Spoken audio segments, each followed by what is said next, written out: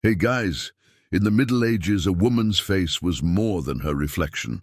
It was her history, carved by hunger, childbirth, disease, and faith.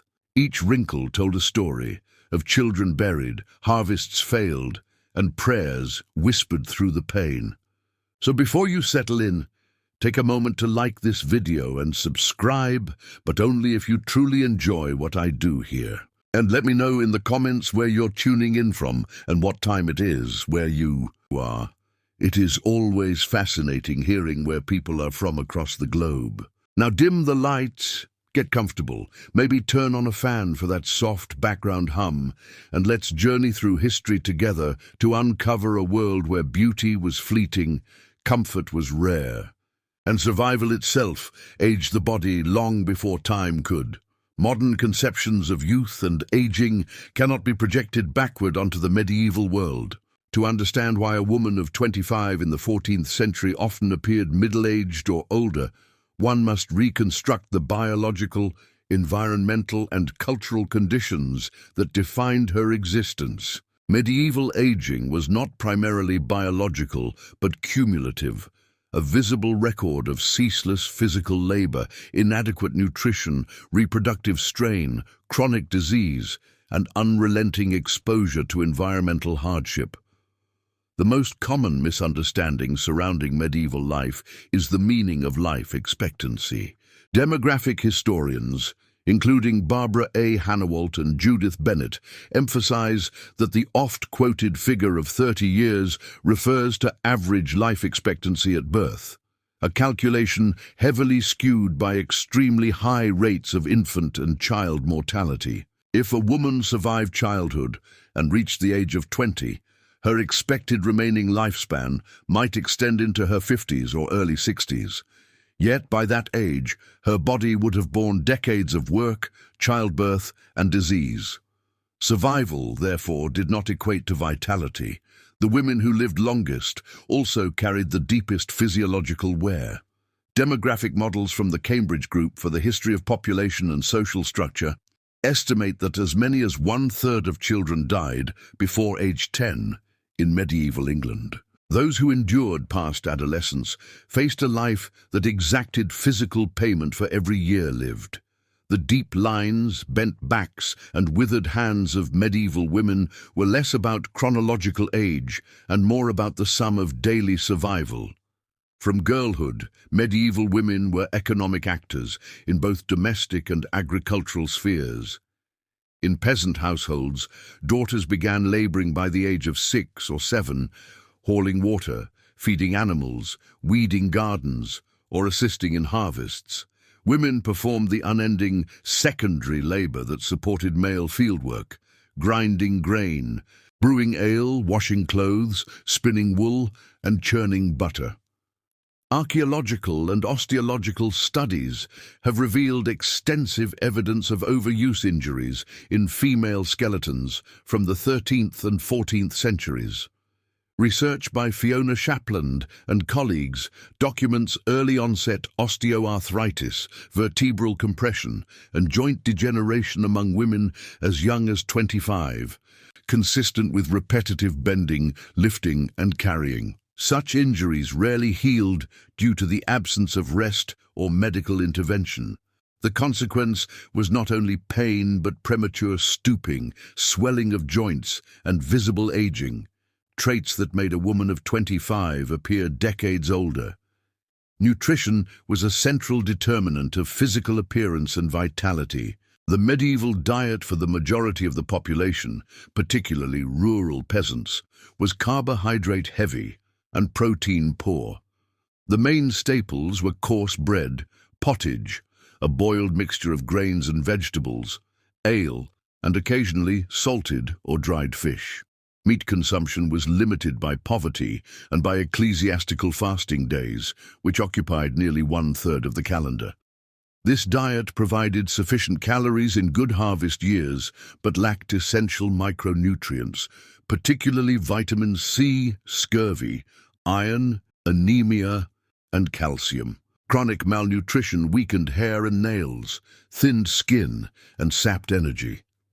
During the frequent famines of the 14th century, notably the Great Famine of 1315-1317, women often consumed less than men, as household food allocation prioritized the primary male laborer. Malnutrition also disrupted menstruation and pregnancy outcomes, leading to chronic fatigue and pallor that contributed to the appearance of age and frailty. Skeletal analysis from famine cemeteries, such as those excavated in London and Spitalfields, shows enamel hypoplasia, growth interruptions in teeth, and porotic hyperostosis, bone porosity from anemia in both sexes, but higher frequencies among females. These conditions left long-term physiological markers of stress and accelerated visible decline. Women's reproductive roles were among the most taxing physical factors. Marriage typically occurred in the late teens or early 20s, and the average woman bore 5 to 7 children. Each pregnancy depleted nutritional reserves, particularly iron and calcium, compounding the effects of already limited diets. Recovery time between pregnancies was short, as extended breastfeeding was often interrupted by the demands of labor and renewed conception. The risks of childbirth were extreme. Studies by Anne Reed and R. Pod estimate maternal mortality rates of 1 to 1.5% per birth, which accumulated across a woman's reproductive life. Surviving mothers face postpartum infections, uterine prolapse, and pelvic injuries, many of which led to chronic pain and impaired mobility. The cumulative strain of multiple pregnancies aged the body beyond its years, stretching skin, weakening bones, and damaging internal organs. A mother of 25 might already have endured half a dozen births, miscarriages, and periods of starvation during pregnancy, leaving lasting effects on her appearance and vitality. The domestic environment was itself physically degrading. Most peasants lived in wattle and daub huts with thatched roofs, packed earth floors, and a central hearth that vented poorly. The constant exposure to wood smoke blackened ceilings and lungs alike. Chronic smoke inhalation caused respiratory inflammation and eye irritation, leading to premature wrinkling, discoloration of the skin, and persistent coughing fits. Winter cold also aged the body. Without glass windows or insulation, interior temperatures often fell near freezing. Repeated exposure to cold and damp led to rheumatism, chilblains, and arthritis, which compounded the physical decline already caused by work. Few had the means for frequent bathing or laundering. Lice and skin infections were common, and cleanliness was judged by social standard rather than medical necessity. The pre-modern world was a microbial battlefield. Infectious diseases such as tuberculosis, dysentery, typhus, and malaria were endemic. Periodic waves of plague, beginning in the mid-14th century, reduced entire populations by half. Women whose duties involved caring for children, washing linens, and preparing food were in constant contact with infection vectors. Chronic illness and repeated recovery drained energy and altered the complexion and posture. Cultural attitudes also framed aging differently. Medieval society associated youth with fertility and maturity with moral stability. A woman of 25 was not regarded as young. She was expected to be a mother, worker, and moral anchor of the household. The appearance of age thus coincided with social expectation.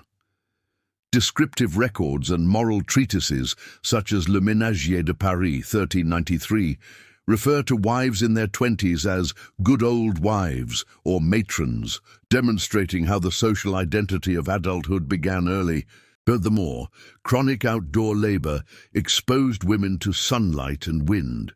Without protective fabrics or creams, ultraviolet exposure caused premature photoaging, darkened skin, deep lines, and loss of elasticity. These visual cues reinforced cultural associations between experience and visible age. The physical appearance of rapid aging among medieval women was the direct consequence of structural and biological realities. Chronic malnutrition, unremitting physical labor, high fertility, Disease exposure and harsh environments collectively exhausted the body by the mid-20s. Life was not necessarily short, but it was harshly embodied. The lines on a woman's face were the map of survival in a world without rest, medicine, or abundance. The medieval woman's aging process thus reflects the cumulative weight of a society where labor and suffering were inseparable from existence. What modern eyes perceive as old was in her time simply alive. The physical decline of medieval women cannot be understood apart from the unrelenting labor that structured their daily existence. From the smallest village to the largest urban parish, work was both a necessity and a social expectation. Medieval society did not recognize leisure as a human right. It was a privilege reserved for elites and clergy. For women, work encompassed the household, the fields, craft production, and commerce, often simultaneously.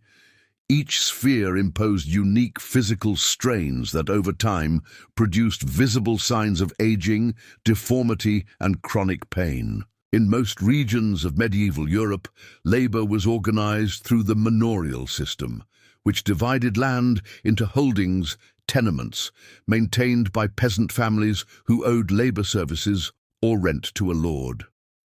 The division of labor was nominally gendered. Men were assigned heavy fieldwork and ploughing, while women were tasked with domestic and auxiliary duties. But in practice, these boundaries blurred during planting, harvesting, and periods of shortage.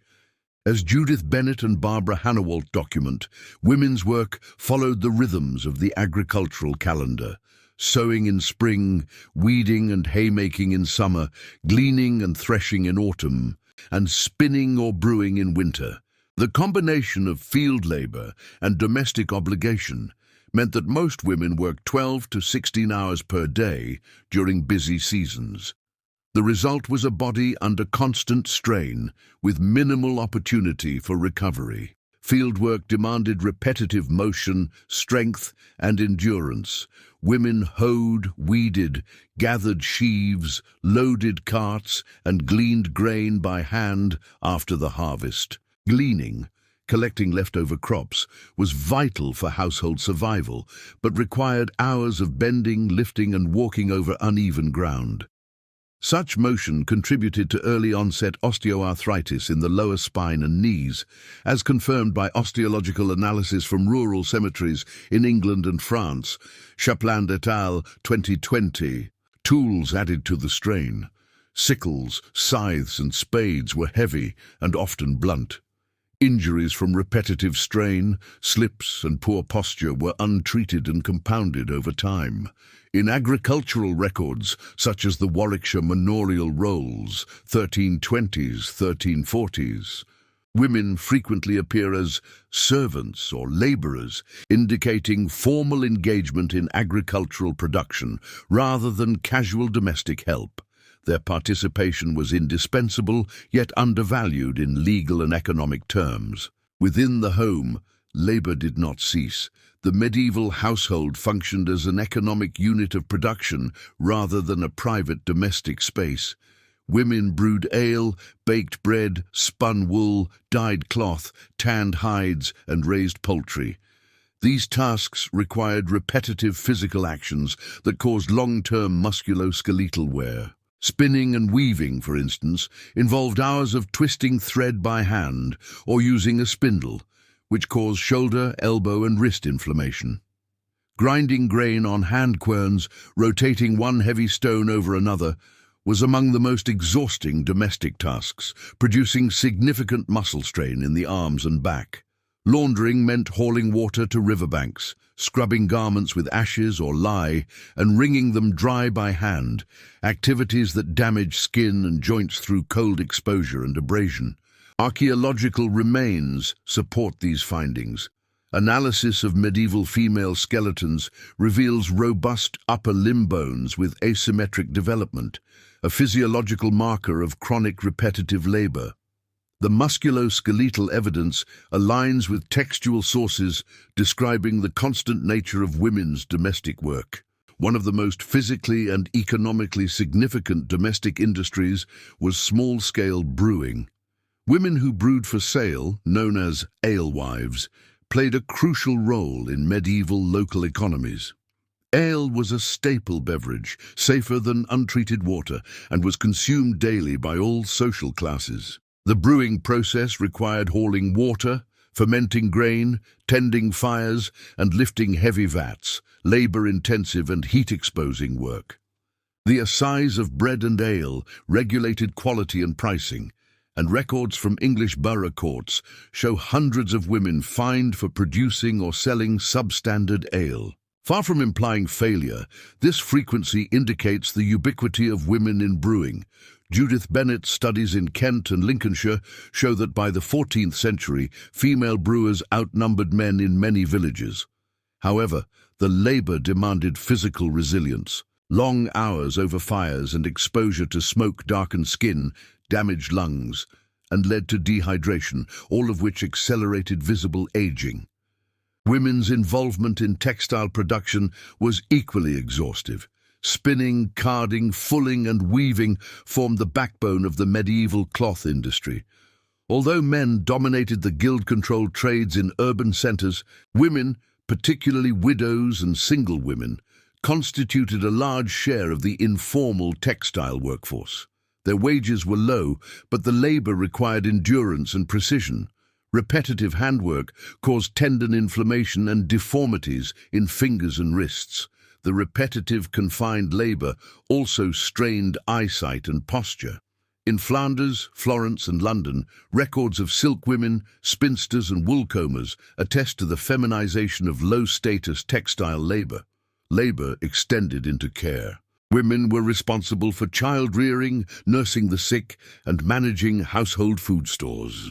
Cooking over open fires required constant stooping and exposure to smoke, while the preparation of salted meats, cheeses, and grains involved brine and rough surfaces that damaged skin. Food preservation was heavy work. Salting, drying, and smoking foods demanded repeated lifting of stones and barrels. Moreover, many women worked while pregnant or lactating. The absence of maternity leave or social safety nets meant that physical exertion continued throughout pregnancy. Repeated strain under these conditions weakened the pelvic floor and spine, contributing to chronic pain, prolapse, and visible physical deterioration. Urban women's work was less agricultural but equally grueling. They served as street vendors, washerwomen, cooks, and domestic servants.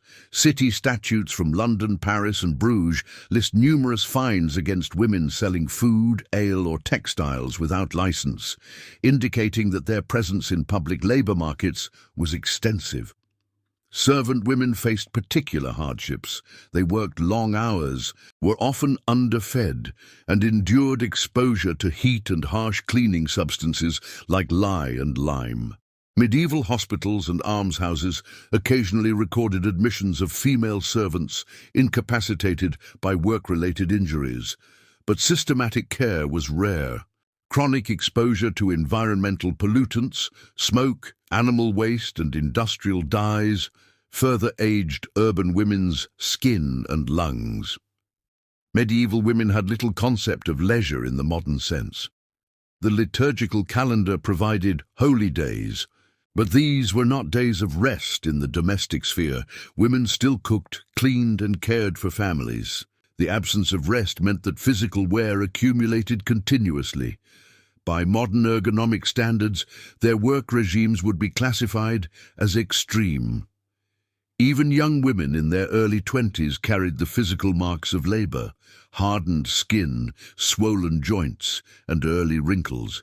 The cumulative burden of physical work, uninterrupted by rest, diet, or medicine, explains why a woman of 25 could appear physically 50 in a modern frame of reference.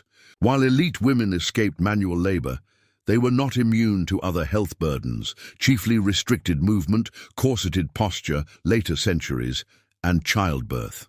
However, for 90% of the population engaged in agrarian or artisan labor, the body was the primary tool of survival. The working female body aged rapidly because it was used without reprieve. Chronic fatigue and muscle deterioration were normal states of being. The beauty ideals preserved in illuminated manuscripts or noble portraits bore little resemblance to the weathered faces of the majority. The evidence from manorial records, osteoarchaeology, and urban statutes confirms that medieval women's physical work was ceaseless, heavy, and under-recognized. The premature aging observed in skeletal and artistic representations was the outward reflection of an inner reality, bodies shaped and eroded by decades of unrelenting exertion. Unlike modern societies, where machinery and labor division alleviate individual strain, medieval survival relied entirely on the human body. For women who bore both productive and reproductive responsibilities, the cumulative toll was visible by their mid-20s. In a world without rest, labor was both life and slow erosion. The diet of medieval Europe profoundly influenced physical health, appearance, and longevity. Malnutrition, chronic, cyclical, and class-specific, was one of the most powerful accelerants of visible aging among women. Nutritional deficiencies weakened the immune system, impaired reproduction, and caused lasting damage to teeth, skin, and bones. A woman of 25 who endured successive harvest failures, pregnancies, and infections would have carried the physiological marks of nutritional exhaustion that modern observers misinterpret as old age. The medieval diet was not uniform across Europe or social strata. Nobles consumed meat, dairy, and imported spices. Peasants subsisted primarily on grains and legumes. The dietary divide reinforced class boundaries and, over time, physical differences between elites and the laboring poor. For most women in rural and urban working classes, bread, pottage, and ale formed the dietary core. Bread was typically made from coarse barley, rye, or oats.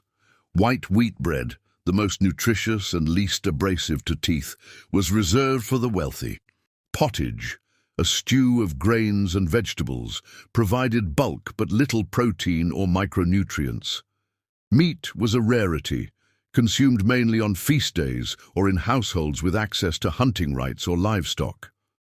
Archaeological isotopic analysis of skeletal remains from medieval English cemeteries confirms a plant-heavy diet for most of the population, with nitrogen isotope ratios indicating minimal animal protein intake. Such findings correspond with manorial and household accounts that record grain consumption as up to 80% of daily caloric intake for peasants. Food availability followed the agricultural calendar. Spring and early summer were known as the hungry season, when winter stores dwindled but the new harvest was not yet ready. During these months, diets were restricted to dried legumes, old grains, and foraged greens. Women, responsible for food preparation and distribution, often reduced their own portions to feed husbands and children. Historical anthropometric data and famine narratives reveal that female malnutrition rates were consistently higher, reflecting a gendered sacrifice embedded in social expectation. Periods of famine intensified these patterns. The Great Famine of 1315 to 1317, caused by relentless rains, crop failure, and disease among livestock, killed an estimated 10 to 15% of Europe's population. Chroniclers such as John of Trocoloe and Giovanni Villani described women eating acorns, bark, and diseased grain. Prolonged caloric deficit caused muscle wasting, edema, and skin lesions. Malnutrition during formative years also stunted growth, leaving lifelong physical fragility visible in bone structure and facial asymmetry. The chronic absence of certain nutrients accelerated visible aging. 3 deficiencies were particularly destructive to women's health: iron, vitamin C, and calcium. Iron deficiency, anemia, frequent menstruation, pregnancy, and blood loss rendered iron deficiency nearly universal among women. Anemic individuals developed pallid, greyish complexions and fatigue, which was interpreted by contemporaries as weakness or spiritual melancholy. Osteological evidence, porotic hyperostosis and cribra-orbitalia, porous bone lesions in skull and eye sockets, indicates widespread anemia among medieval female remains. Vitamin C deficiency, scurvy. A diet devoid of fresh fruits and vegetables in winter led to gum disease, tooth loss, and slow wound healing. Scurvy produced brittle skin and bleeding gums, further distorting appearance. Calcium deficiency. Repeated pregnancies drained calcium reserves from bone and teeth, increasing fragility and tooth decay.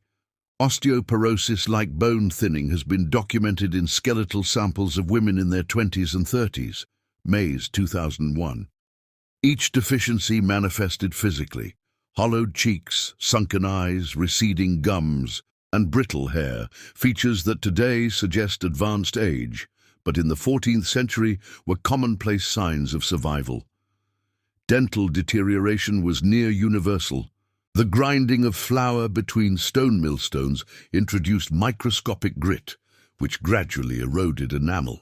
The combination of hard bread crusts, sugar scarcity, which delayed decay but not abrasion, and minimal oral hygiene resulted in tooth wear and abscess formation. Studies from medieval York and Winchester show that by age 25, many women had already lost several teeth or suffered from exposed dental pulp.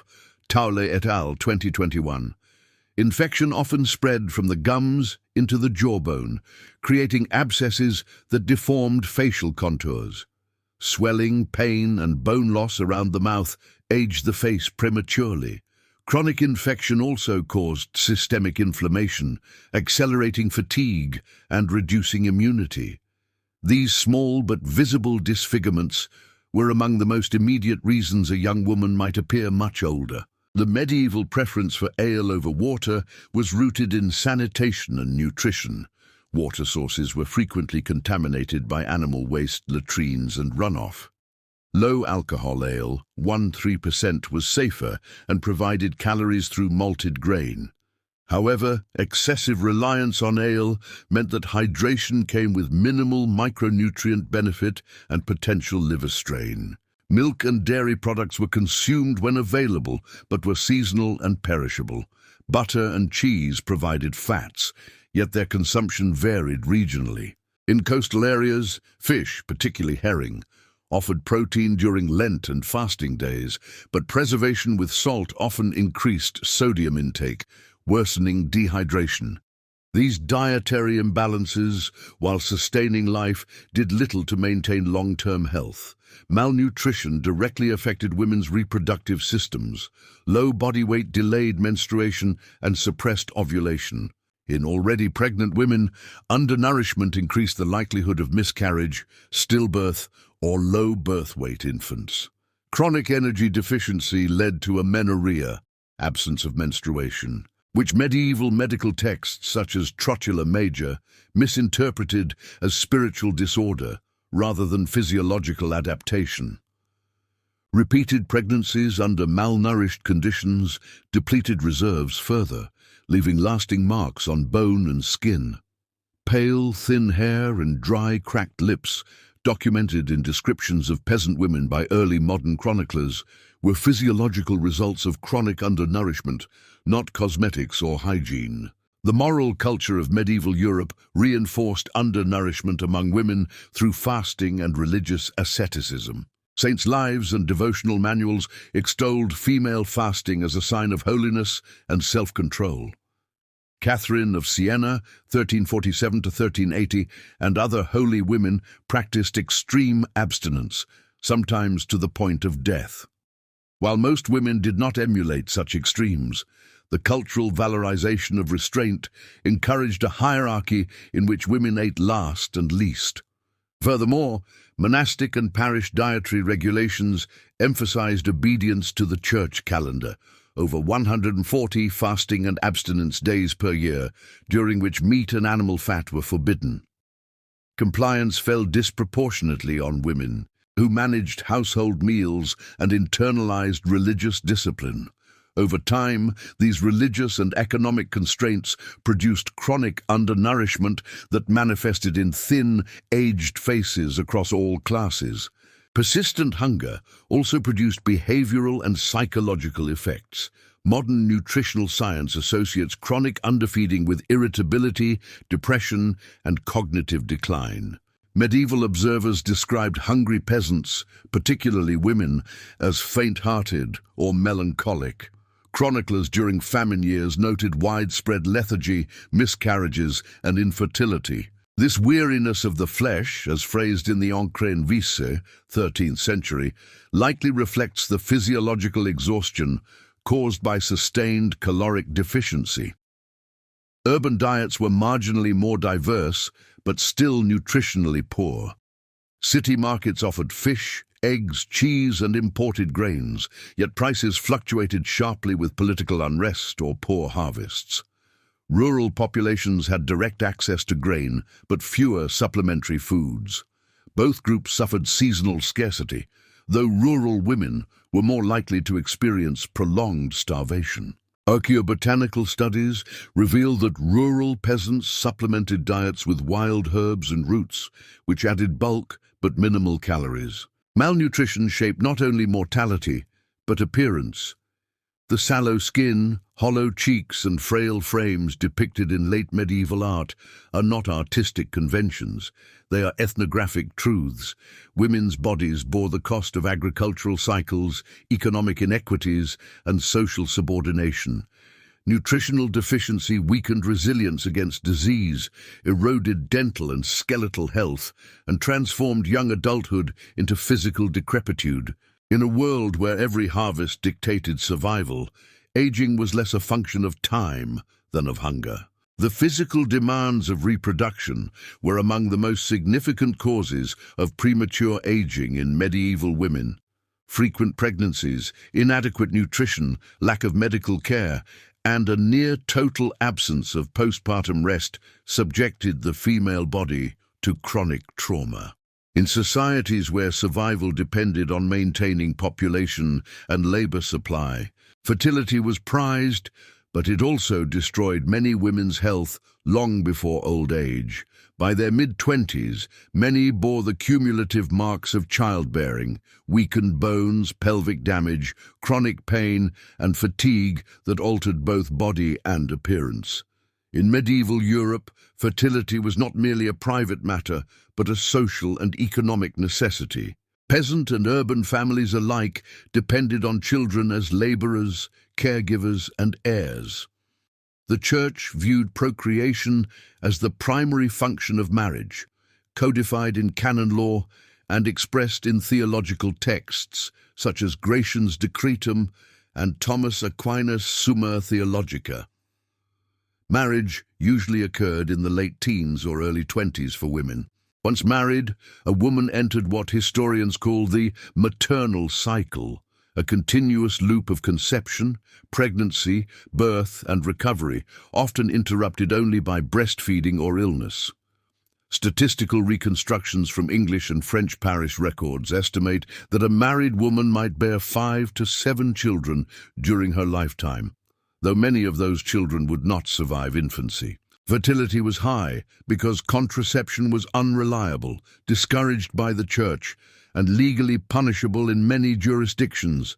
Most medieval women entered pregnancy malnourished.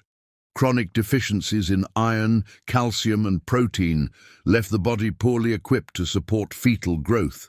The fetus effectively leached minerals from the mother's bones and teeth, a process confirmed in bioarchaeological analyses, showing reduced bone density and tooth demineralization in women who had borne multiple children.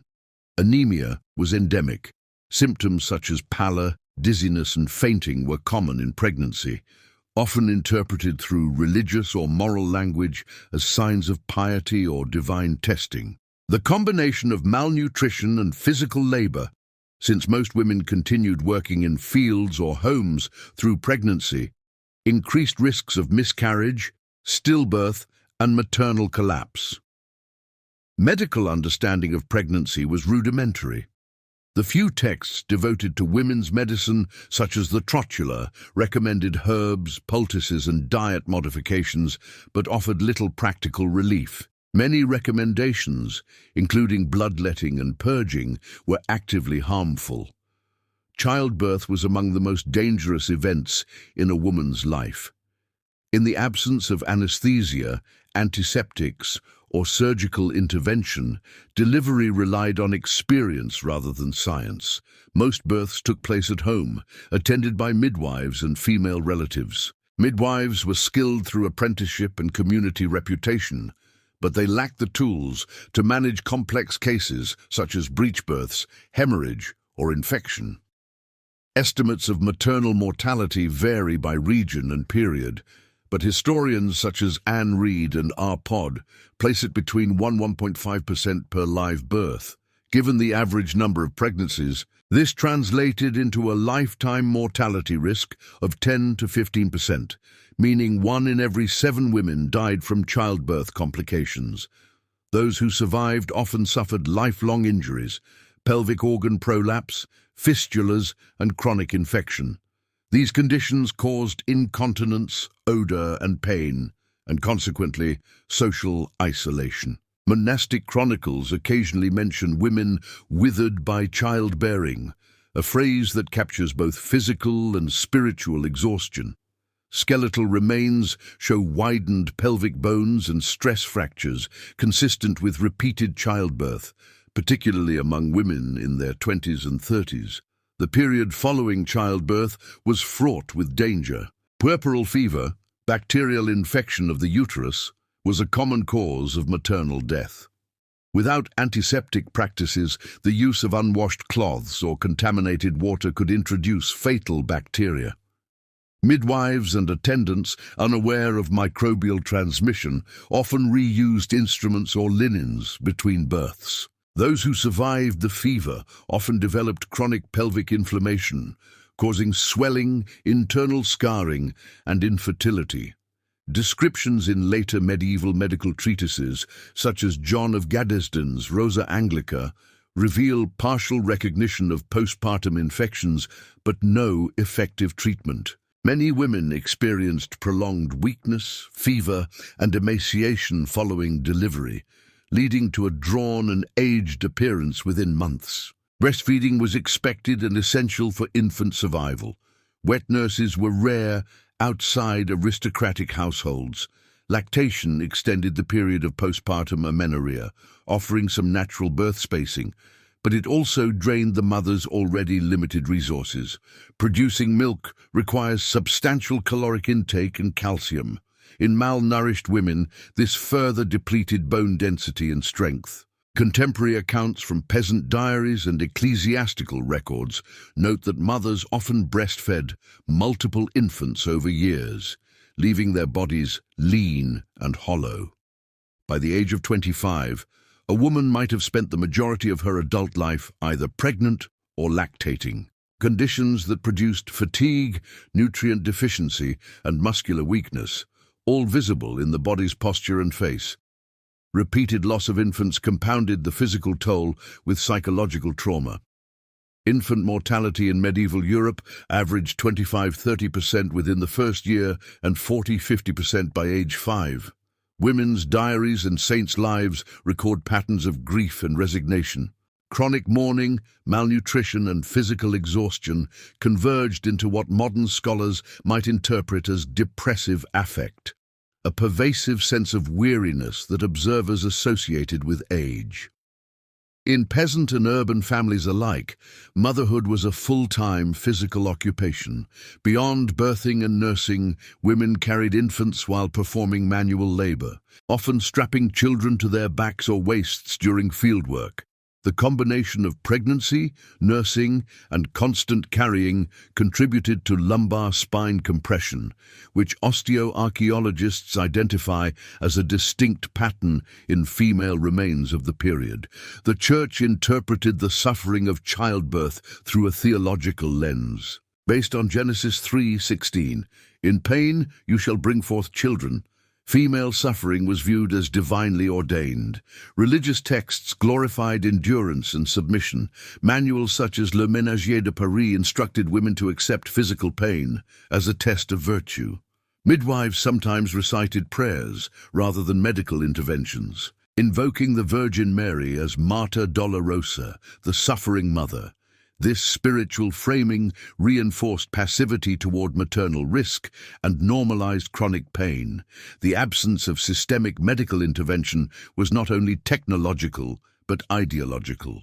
Suffering was sanctified and thus largely unchallenged. Despite cultural constraints, midwives formed one of the few female professional networks in medieval Europe. They acquired practical expertise in hygiene, herbal medicine, and obstetric techniques, though they remained outside formal medical education. Some towns, such as Paris and Bologna, required midwives to be licensed and to swear oaths of secrecy and moral conduct.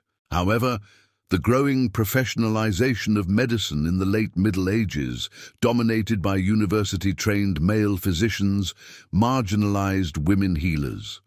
By the 15th century, many midwives faced scrutiny or accusations of superstition. The displacement of female practitioners reduced the accessibility of competent care for common women. The physiological consequences of reproduction are clearly visible in skeletal and documentary evidence. Pelvic widening, vertebral stress, tooth loss, and calcium depletion are consistent across medieval female samples.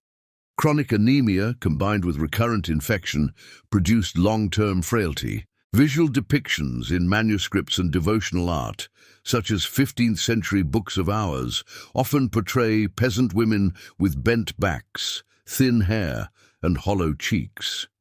These were not idealized images, but reflections of reality familiar to contemporary viewers. By age 25, a woman who had endured multiple pregnancies, malnutrition, and infections would have exhibited a body aged by decades of stress. Her face, hands, and posture bore the testimony of motherhood as both social expectation and biological burden.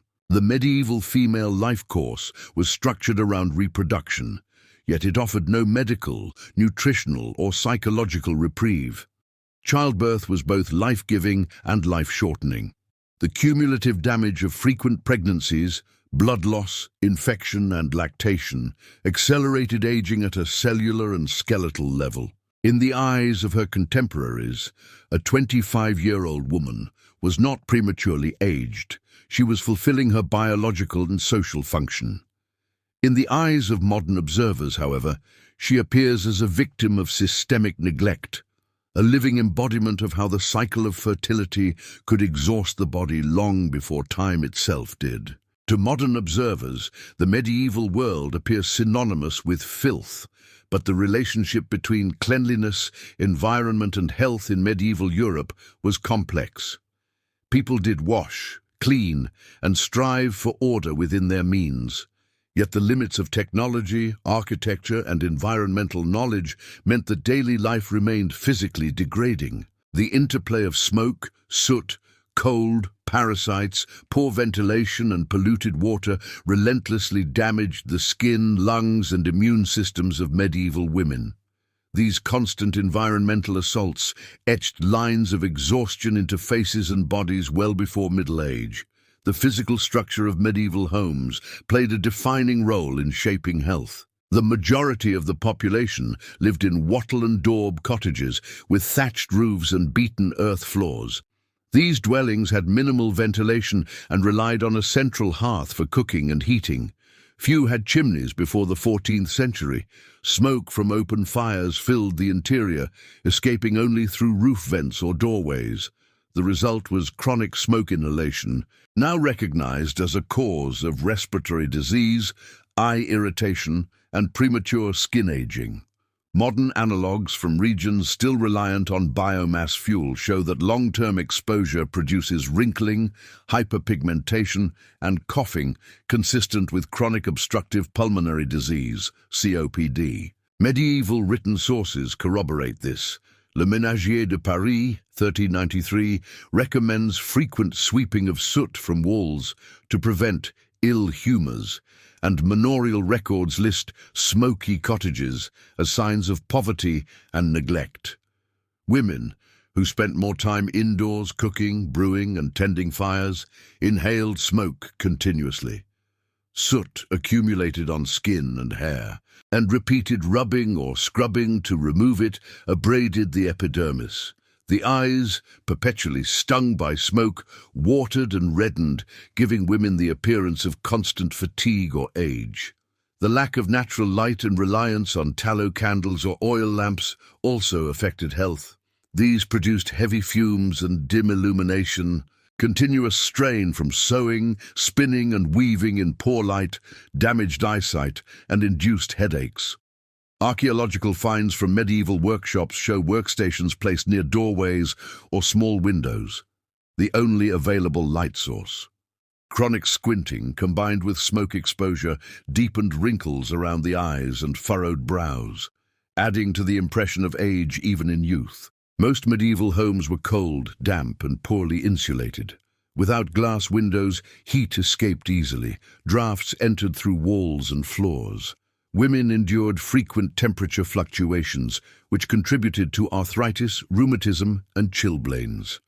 Medical texts like John of Gaddesden's Rosa Anglica warned of damp vapors of the floor and as causes of joint disease, a perceptive, if pre-modern, recognition of how moisture exacerbated pain. Winter brought continuous cold exposure. Women working indoors with bare feet on earthen floors or washing clothes in cold water developed chronic inflammation in extremities. Repeated exposure to dampness thickened joints and stiffened movement, giving an older physical bearing even among the young. Access to clean water was a defining factor of health. Rural households relied on wells, streams, or rainwater cisterns. Urban dwellers depended on public fountains or water carriers, and contamination was common. Waste disposal systems were primitive. Cesspits, open drains, and nearby livestock introduced fecal bacteria into water sources. Archaeological studies of London and Paris reveal high coliform bacteria levels in sediments from medieval wells, consistent with fecal contamination. Diseases like dysentery, cholera-like diarrheas, and parasitic infestations were endemic. Women, responsible for fetching and using water, were at particular risk of exposure. Chronic gastrointestinal infection caused dehydration and nutrient loss, producing thin, sallow skin and persistent fatigue, hallmarks of accelerated aging. Soap was available but expensive. Most commoners used lye made from wood ash for washing, which irritated skin and caused dryness or chemical burns. Combined with constant exposure to cold and smoke, women's hands became calloused, cracked, and prematurely aged. Close living quarters with animals, pigs, chickens, dogs, created ideal conditions for parasites. Lice, fleas, and mites were pervasive. Studies of medieval combs and textiles have confirmed widespread pediculus humanus, head and body lice, and pulex irritans, human fleas, infestations. Chronic itching and scratching caused skin thickening and infection. Scabies and ringworm were common skin diseases, and untreated wounds from scratching could become ulcerated. In an age without antibiotics, minor infections could fester for months, leaving scars and discoloration. The odor of infection was a documented social problem. Medical manuals offered recipes using vinegar, rosemary, or camphor to sweeten the body. Despite these attempts, the cumulative damage of chronic dermatitis, sores, and scarring left visible evidence on the skin. One reason contemporaries described older women as weathered or hardened. Contrary to the stereotype of total filth, medieval Europeans valued bathing when possible. Public bathhouses flourished in many towns until the 15th century, and monastic rules prescribed regular washing. The problem was access and continuity, not ignorance. Bathhouses required firewood, soap, and privacy, luxuries for peasants. In rural areas, bathing was seasonal and perfunctory. Records from manorial courts occasionally fine women for washing laundry or bathing in communal streams deemed polluted or private. Women washed their faces and hands regularly, but seldom achieved full-body cleanliness. Dirt embedded in pores, combined with sun and smoke exposure, contributed to a coarse, leathery complexion. During the later Middle Ages, fears of disease, especially after the Black Death, and moral suspicion of public bathhouses reduced access even further. By the 15th century, bathing was increasingly associated with vice, forcing ordinary people back to basin and cloth washing methods. Environmental hazards extended beyond homes. In towns, industrial activity polluted air and water. Tanneries, dye works, and butchers released fumes of urine, lime, and rotting flesh. Women working as laundresses or textile dyers were exposed to ammonia and arsenic-based dyes, leading to skin irritation and respiratory distress. City statutes from London and Ghent repeatedly attempted to relocate tanneries away from residential areas, but enforcement was weak. Urban women therefore faced double exposure, indoor smoke and outdoor industrial pollution. Chronic inhalation of these irritants inflamed lungs and aged the skin, producing the dry, mottled complexion noted in contemporary moral literature. The nature of medieval clothing further influenced how women's skin aged. Wool, linen, and rough fabrics absorbed smoke and grease. Frequent washing wore garments thin, yet infrequent washing led to bacterial buildup. Heavy wool retained moisture, exposing the skin to constant dampness. For working women, clothing often failed to provide full coverage. Lower-class women frequently rolled sleeves or lifted skirts for field labor, exposing arms and legs to the sun. Repeated sun exposure, combined with lack of emollients, led to photoaging, premature wrinkles, pigmentation, and thickened skin. This environmental weathering contrasted sharply with the pale complexions of elite women who were shielded indoors, further cementing the visual class divide. Beyond discomfort, parasites carried disease. Fleas transmitted Yersinia pestis, plague, while mosquitoes and ticks spread fevers and rashes. Recurrent exposure to bites and infections produced chronic inflammation. Visible swelling and scar tissue, the repeated cycles of infection and recovery left subtle deformities. Pitted skin,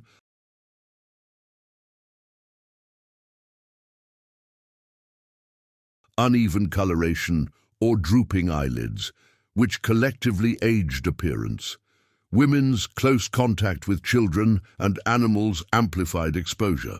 Infants commonly carried lice, and domestic fowl harbored mites. Medical texts such as the Trotula prescribed herbal washes with rue and vinegar to repel vermin, but such remedies offered only temporary relief. When examined collectively, smoke, dampness, parasites, infection, poor air, polluted water, the environmental stress of medieval life constituted a continuous, low-level assault on the body. Modern epidemiology equates these cumulative effects to chronic inflammatory states that accelerate biological aging. Women, as primary domestic and caregiving agents, bore the brunt of this exposure. The outward signs, wrinkled skin, reddened eyes, hoarse voices, roughened hands, and stooped posture, were not markers of years, but of survival in an environment hostile to health. What modern medicine identifies as premature aging was in the medieval world the natural consequence of a life spent laboring amid smoke, cold, and contagion. Disease defined the biological and psychological landscape of medieval Europe. For women who occupied the social front line as caregivers, food preparers, and mothers, exposure to infection was continuous. In a world without germ theory, sanitation, or antibiotics, every wound, childbirth, or fever carried the potential for permanent damage or death. Chronic illness, malnutrition, and epidemics accelerated physical aging, leaving visible markers of exhaustion, deformity, and decay by early adulthood. The body itself became a living chronicle of disease. Most medieval illness was not catastrophic, but chronic and repetitive. Common diseases included respiratory infections, diarrheal illnesses, tuberculosis, typhus, leprosy, and parasitic infestations. These conditions did not necessarily kill immediately. Rather, they drained the body over time, producing fatigue, weight loss, and visible decline. Archaeological and osteological analyses provide clear evidence. Skeletal remains from English and French burial sites show lesions associated with tuberculosis, Mycobacterium tuberculosis, and osteomyelitis, chronic bone infection. Studies at Warham, Percy, and York indicate that nearly 1/3 of adult female skeletons bear some sign of long-term infection or inflammatory disease. Chronic immune activation leads to cachexia, muscle and fat wasting that hollows the cheeks and accentuates bone structure, visually mimicking advanced age.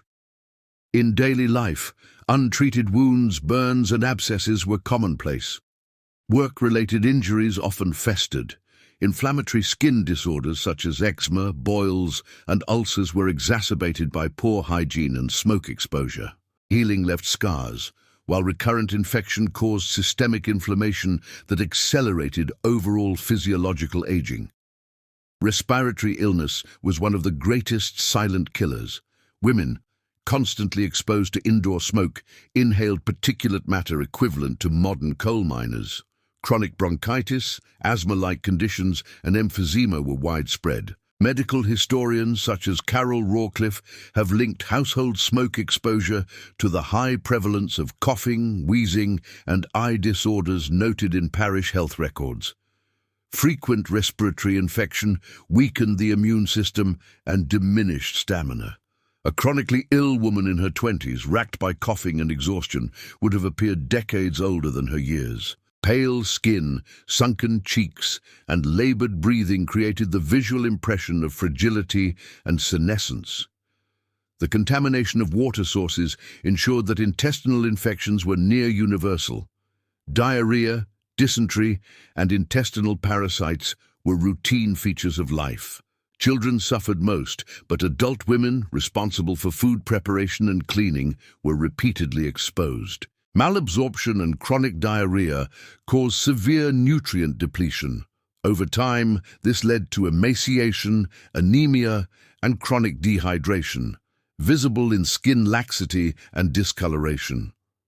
Eyewitness accounts from the Chronicle of St. Albans describe pale and wan-faced women during summer epidemics of dysentery. Such appearances were not aesthetic observations, but direct reflections of disease and starvation combined.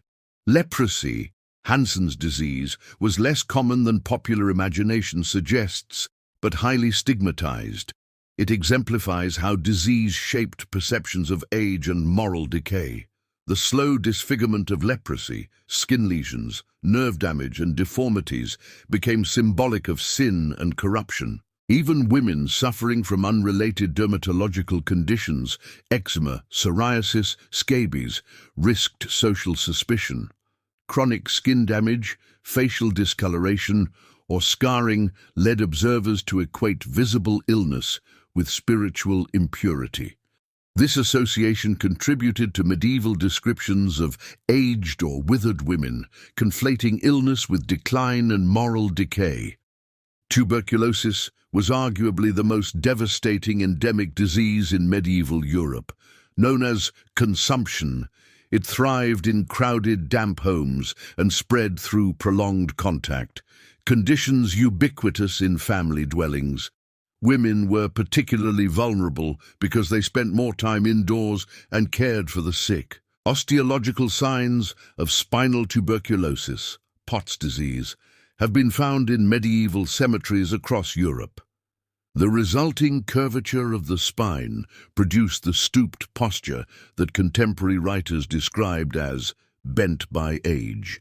Yet many of these victims were young adults. Chronic coughing, hemoptysis, coughing blood, and emaciation produced a thin, hollow appearance, further reinforcing the visual overlap between disease and aging. The medical systems of medieval Europe did not emerge in a scientific vacuum, but within a cultural and theological framework that defined women as biologically and morally inferior.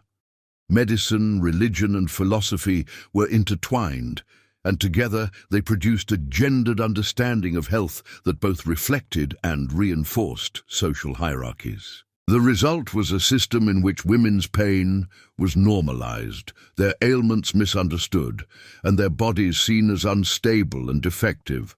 Far from offering relief, medicine often contributed to the suffering and visible aging that marked female life. Medieval medicine was founded upon the writings of Hippocrates, Galen, and later Avicenna and Constantine the African, whose works were studied and reinterpreted in medieval universities. The dominant framework was humoral theory, the belief that health depended on the balance of four bodily humors: blood, phlegm, yellow bile, and black bile. Each humor corresponded to elements: air, water, fire, earth, and to the qualities of hot, cold, moist, and dry. In this schema, women were categorized as colder and wetter than men, due to their supposed lack of heat and strength. Male heat was thought to perfect and stabilize the humors, while female coolness made the body porous, unstable, and prone to excess. This biological reasoning justified a wide range of medical and moral assumptions: that women were more emotional,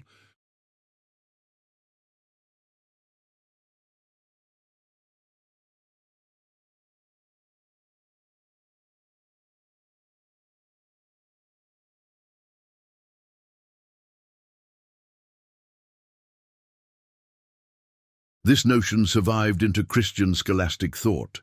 Thomas Aquinas, drawing on Aristotle, argued in the Summa Theologica that the female is a defective male, occasioned by a particular defect in the active power of the seed. Such philosophical statements were not academic abstractions. They shaped how medieval medicine approached the female body. If woman was physiologically defective, then her diseases were interpreted as exaggerations of her inherent instability. Menstruation, pregnancy, and menopause were seen not as normal life stages, but as signs of humoral imbalance. The goal of treatment was to restore control and containment, not comfort or autonomy. Menstruation was central to medieval medical and religious thought about women. The Trotula, a Salernitan compendium of women's medicine, described menstruation as the natural purgation of superfluous blood, but warned that if the flow ceased or became excessive, madness or death could follow. This belief reflected the conviction that women's bodies constantly accumulated corrupted humors that had to be expelled. In practice, this theory led to dangerous treatments. If menstruation stopped, physicians prescribed bloodletting, purgatives, or fumigations to open the womb. When it was excessive, they applied cooling herbs or restrictive diets. The result was that women weakened by blood loss or malnutrition were often subjected to further depletion. Religious views compounded the stigma. Church canons treated menstruating women as ritually unclean, barring them from communion or certain forms of worship. The association between female biology and impurity extended to broader assumptions about moral weakness and susceptibility to sin, beliefs that justified both medical neglect and societal subordination. Until the 12th century, midwives were the primary custodians of obstetric knowledge. Their expertise, transmitted orally, included practical skills in managing labor, herbal remedies, and postnatal care. However, as universities and professional guilds emerged, medicine became institutionalized and male-dominated. Licensure laws in Bologna, 1240s, Paris, 1270s, and London, early 14th century, began to restrict medical practice to university-trained men, who were barred from attending women in childbirth. This paradox left most women's healthcare in a legal grey zone. Male physicians theorized about women's bodies without ever examining them, while experienced female healers were delegitimized and, in some cases, criminalized. By the 15th century, ecclesiastical courts were prosecuting unlicensed midwives under suspicion of witchcraft or malpractice. The suppression of women's medical authority coincided with a rise in moral suspicion toward female bodies themselves, an alignment of misogyny and institutional control. Many medieval gynecological treatments, derived from humoral logic, were physically harmful. To cool a feverish womb or stop supposed wandering womb hysteria, physicians applied fumigations of sulfur, mercury, or vinegar, or recommended inserting herbal pessaries. For fertility, women were instructed to drink mixtures of wine and ground animal organs. Medical treatises such as De Secretis Mulierum, The Secrets of Women, 13th century, attributed to Pseudo-Albertus Magnus, claimed to reveal hidden truths of female anatomy, but were based on speculation and superstition rather than observation. The female body was both mysterious and threatening, an object of fear rather than empathy. Pain was treated as evidence of sin, not as a symptom deserving relief. The term hysteria derives from the Greek hystera, womb, reflecting the belief that the uterus wandered through the body, causing suffocation, madness, and irrational behavior. This concept persisted through medieval medical texts. Women experiencing depression, anxiety, or trauma, often after childbirth or bereavement, were diagnosed with suffocation of the womb or melancholy of the female kind. The treatments were often cruel, fumigations with animal excrement, ingestion of bitter herbs, or physical restraint. Emotional distress was rarely understood as psychological. It was explained as physical corruption. In such an intellectual climate, women's suffering was dismissed as a natural byproduct of their flawed biology. The 12th to 15th centuries witnessed a gradual erosion of female participation in medicine. Earlier traditions from Salerno and monastic infirmaries had included learned women such as Trotta of Salerno, whose writings on gynecology were widely copied. However, as the universities of Paris, Bologna, and Oxford institutionalized medicine, women were excluded from study. By the late Middle Ages, the only medical roles legally open to women were as midwives or informal healers, and even these were subject to increasing regulation. Some were accused of witchcraft, especially if they used herbal remedies or incantations. The Malleus Maleficarum, 1487, explicitly linked women's insatiable carnal lust with their supposed propensity for sorcery, portraying female healers as agents of Satan rather than of health. The suppression of traditional healing knowledge deprived women of the limited medical autonomy they had possessed for centuries. The same society that denied women medical care also condemned them for attempting to preserve their appearance. Church authorities viewed cosmetics as deceitful, a work of the devil intended to mask God's will. Sermons warned that women who painted their faces were imitating prostitutes. Medical texts echoed this suspicion. Bartholomeus Anglicus, in De Proprietatibus Rerum, 13th century, warned that cosmetics corrupted the skin and hastened the withering of the face. Ironically, many women turned to cosmetic salves made from lead and mercury, which produced temporary pallor but caused long-term poisoning and discoloration. In trying to conform to ideals of purity, they unknowingly hastened the very aging they sought to conceal. Hospitals and charitable institutions of the Middle Ages focused primarily on the poor, the aged, and pilgrims, not on women's specific medical needs. Maternity wards were virtually unknown until the early modern period. Female illness was treated only when it interfered with family productivity or moral order. The combination of male exclusion from women's care and female exclusion from medical authority produced what modern historians describe as systemic invisibility. Women's bodies were both omnipresent in labor and motherhood, yet absent from serious medical discourse. Pain and decline became normalized features of womanhood, accelerating both the physical and social perception of aging. Medieval medicine, rooted in theology and classical philosophy, enshrined gender hierarchy within its very definitions of health. By classifying women as biologically unstable, morally suspect, and intellectually inferior, the medical establishment institutionalized their suffering. The consequences were not abstract. Women were bled, starved, purged, and silenced in the name of balance and piety. Their genuine illnesses were recast as moral weakness. Their bodies were disciplined rather than healed. In this intellectual and cultural environment, early aging was not simply environmental, it was systemic. The structures of medieval medicine ensured that women's pain went untreated, their vitality unprotected, and their bodies prematurely worn by neglect. While the physical hardships of medieval life are well documented, the psychological dimensions of women's experience receive less attention. Yet emotional strain was as pervasive and destructive as malnutrition or disease.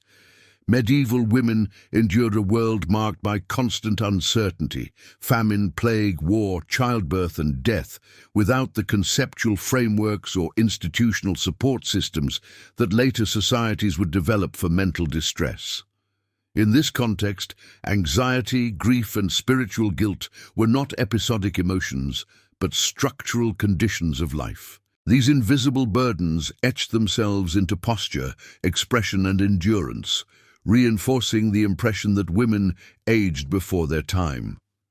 The foundation of medieval psychological stress lay in economic and existential precarity. Subsistence living meant that a poor harvest, a sick husband, or an unpaid rent could spell ruin. Women, as household managers and caregivers, carried the emotional responsibility for survival.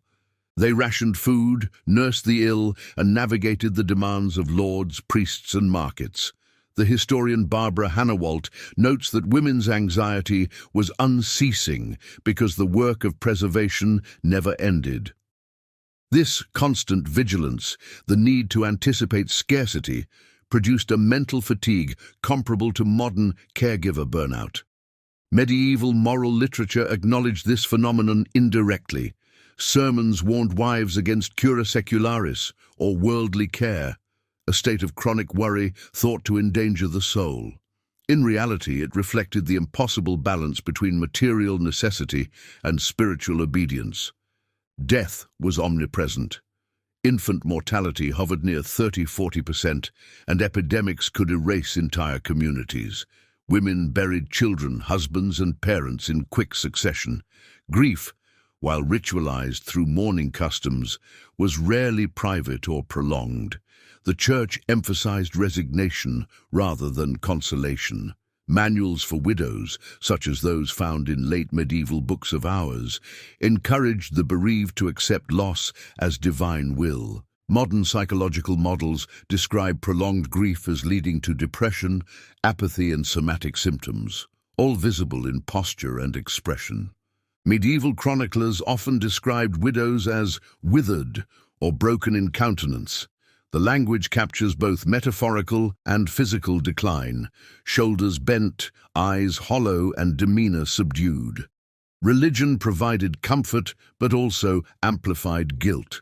The theological framework of medieval Christianity cast women as morally fragile descendants of Eve, perpetually at risk of temptation. Confession manuals instructed priests to interrogate women about vanity, sexual thoughts, and negligence in domestic duties. A devout woman thus lived under a psychological regime of self-surveillance. This moral pressure, combined with physical exhaustion, produced what modern scholars term spiritual anxiety, a chronic sense of inadequacy before God. For many, piety expressed itself through asceticism, fasting, sleep deprivation, and self-punishment. Holy women such as Catherine of Siena and Angela of Foligno engaged in extreme penance, interpreting pain and hunger as purification.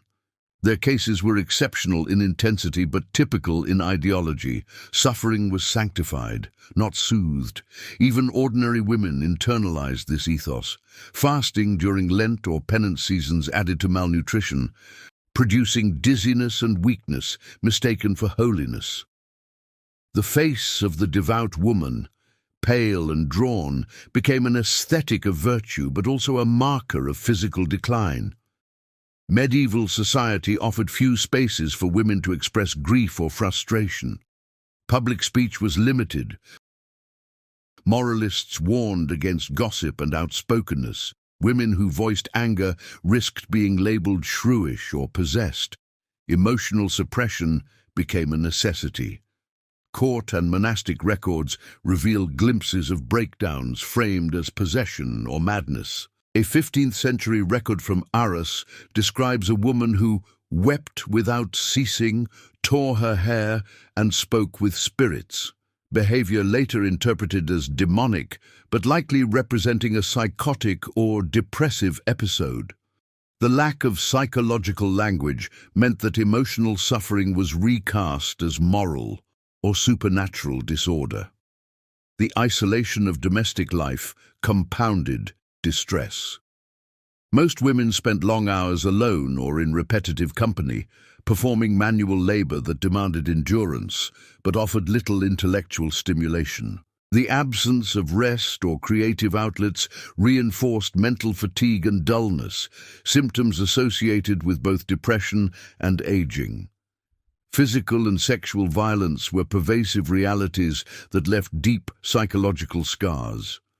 Feudal and domestic power structures afforded women little protection. Marital violence was legal under the concept of moderate correction, and sexual assault outside marriage often went unpunished unless the victim's family pursued vengeance. Testimonies from ecclesiastical courts reveal that women internalized such trauma as shame. Chronic fear and subservience manifested in anxiety, trembling, and avoidance. Responses recognized today as post-traumatic stress symptoms. Medieval observers interpreted these behaviors as signs of weakness or melancholy. Chronic fear, etched into muscle memory, produces hunching, tightness of the jaw, and avoidance of eye contact. Physical traits that reinforce the appearance of age and weariness. Motherhood, while celebrated theologically, carried immense psychological cost. Frequent infant death produced repeated grief without closure. Archaeological evidence from London's East Smithfield Cemetery, 1348-1349, shows mothers and infants buried together, sometimes in the same grave, a stark reflection of maternal mortality and loss. The repetitive trauma of losing children produced compounded grief, a condition noted in later centuries, but unnamed in the medieval lexicon. Women were expected to continue domestic labor immediately after burial. Parish records rarely mention mourning beyond a few days, emphasizing the necessity of returning to work. This forced resilience dulled emotional response and encouraged stoic detachment, often misread as coldness, but in reality a protective numbness. While public grief was constrained, suffering itself held moral value. The Church's exaltation of the Virgin Mary as the Mater Dolorosa, sorrowful mother, offered a model of redemptive pain. To suffer patiently was to imitate Christ. To weep excessively was sinful despair. This theology turned emotional pain into a socially sanctioned virtue, yet it prevented psychological healing. Art and literature from the later Middle Ages reflect this paradox. Female saints are depicted with tear-streaked faces, emaciated cheeks, and downcast eyes, visual codes of both sanctity and exhaustion.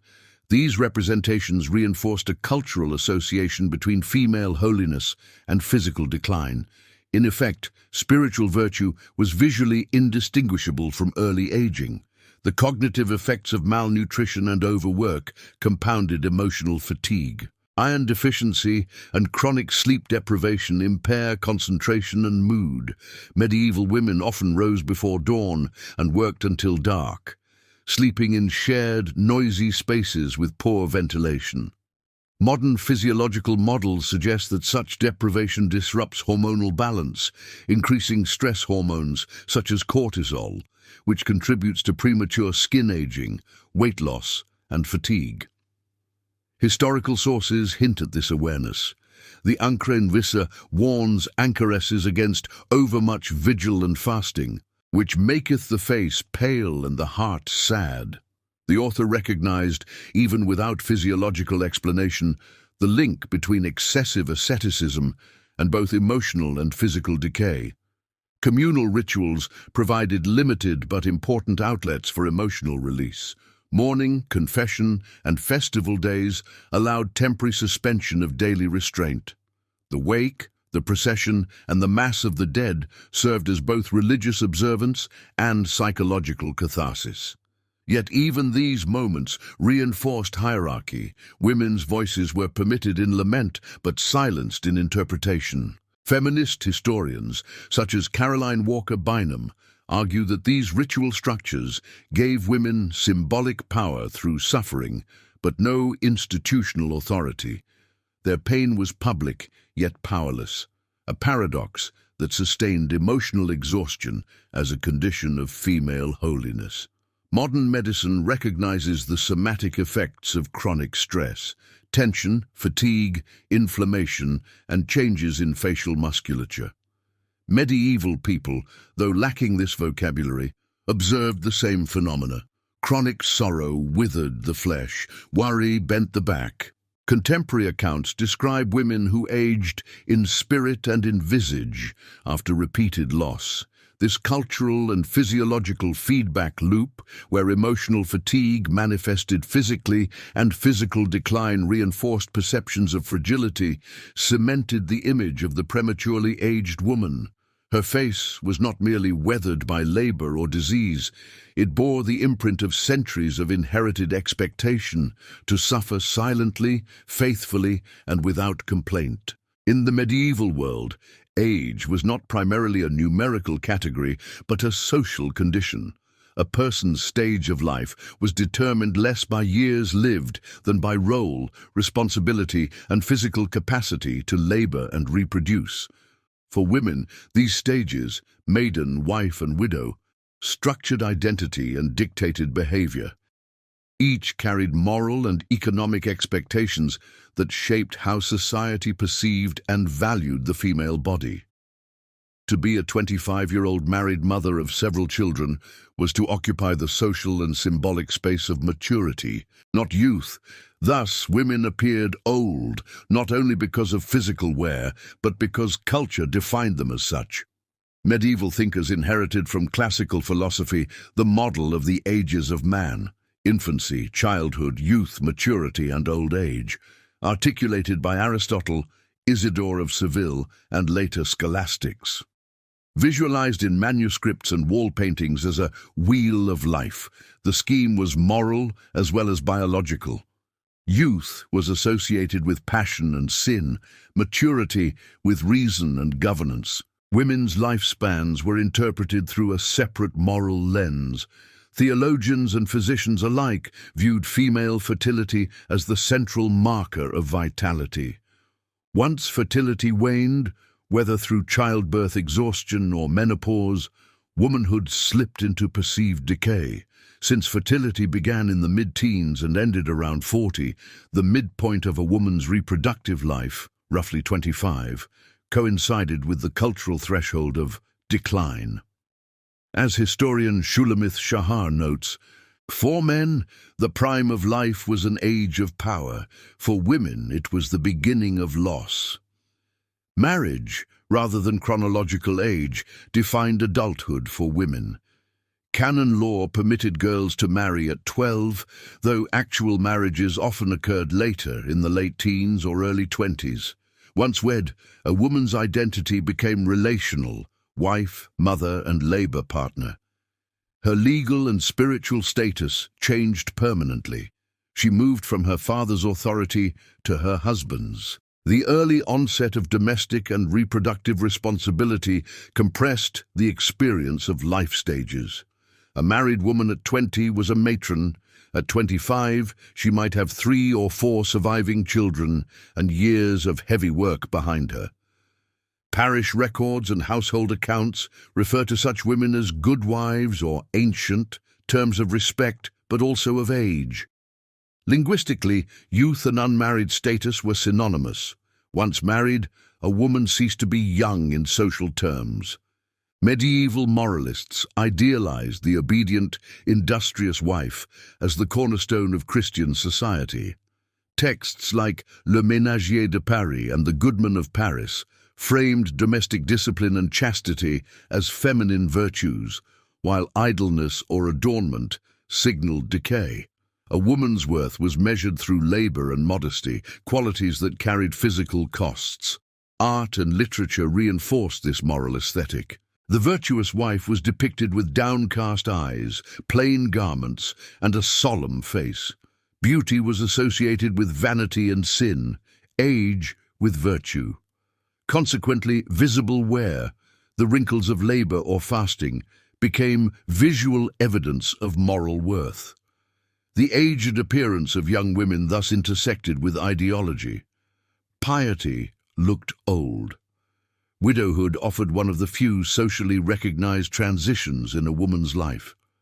Legally, widows gained some autonomy, control over dowries, property, and business affairs, but culturally they occupied a liminal state between purity and peril. The Church praised the chaste widow, modeled on St. Paula and St. Monica, who withdrew from worldly pleasures. Yet the economically independent widow also aroused suspicion, accused in literature of lust and sorcery. This dual image, holy matron versus dangerous crone, shows how society coded female independence as unnatural aging. The old widow in medieval iconography, even if biologically middle-aged, symbolized transgression through experience and knowledge. Medieval art and literature abounded with aged female figures: the witch, the midwife, the gossip, the beggar. These depictions were less realistic portraits than moral allegories. Poets like Geoffrey Chaucer, in The Wife of Bath's Tale, Seba 1390, used the old woman as a mouthpiece for social critique. Painters illustrated vices such as envy or gluttony as wrinkled women. Such imagery conflated physical aging with moral corruption. The term crone, from Old North French carogne, meaning carrion, carried associations of decay and death. By contrast, male old age was often portrayed as dignified wisdom. These cultural metaphors ensured that the signs of physical hardship on women's bodies, stooping, grey hair, lined faces, were not seen as natural, but as morally symbolic. Age also had economic dimensions. Women's productivity determined their value within household economies. A young wife's fertility and labor capacity made her essential. As physical strength declined, her economic utility waned. Peasant customs such as retirement contracts, seen in manorial rolls from Lincolnshire and Kent, required older parents to cede land to heirs in exchange for food and shelter. For women, entering such an arrangement signified both economic dependency and social invisibility. Because heavy labor and childbearing often reduced physical capacity by the late 20s, many women entered functional old age decades before death. The conflation of physical exhaustion with age solidified a cultural expectation.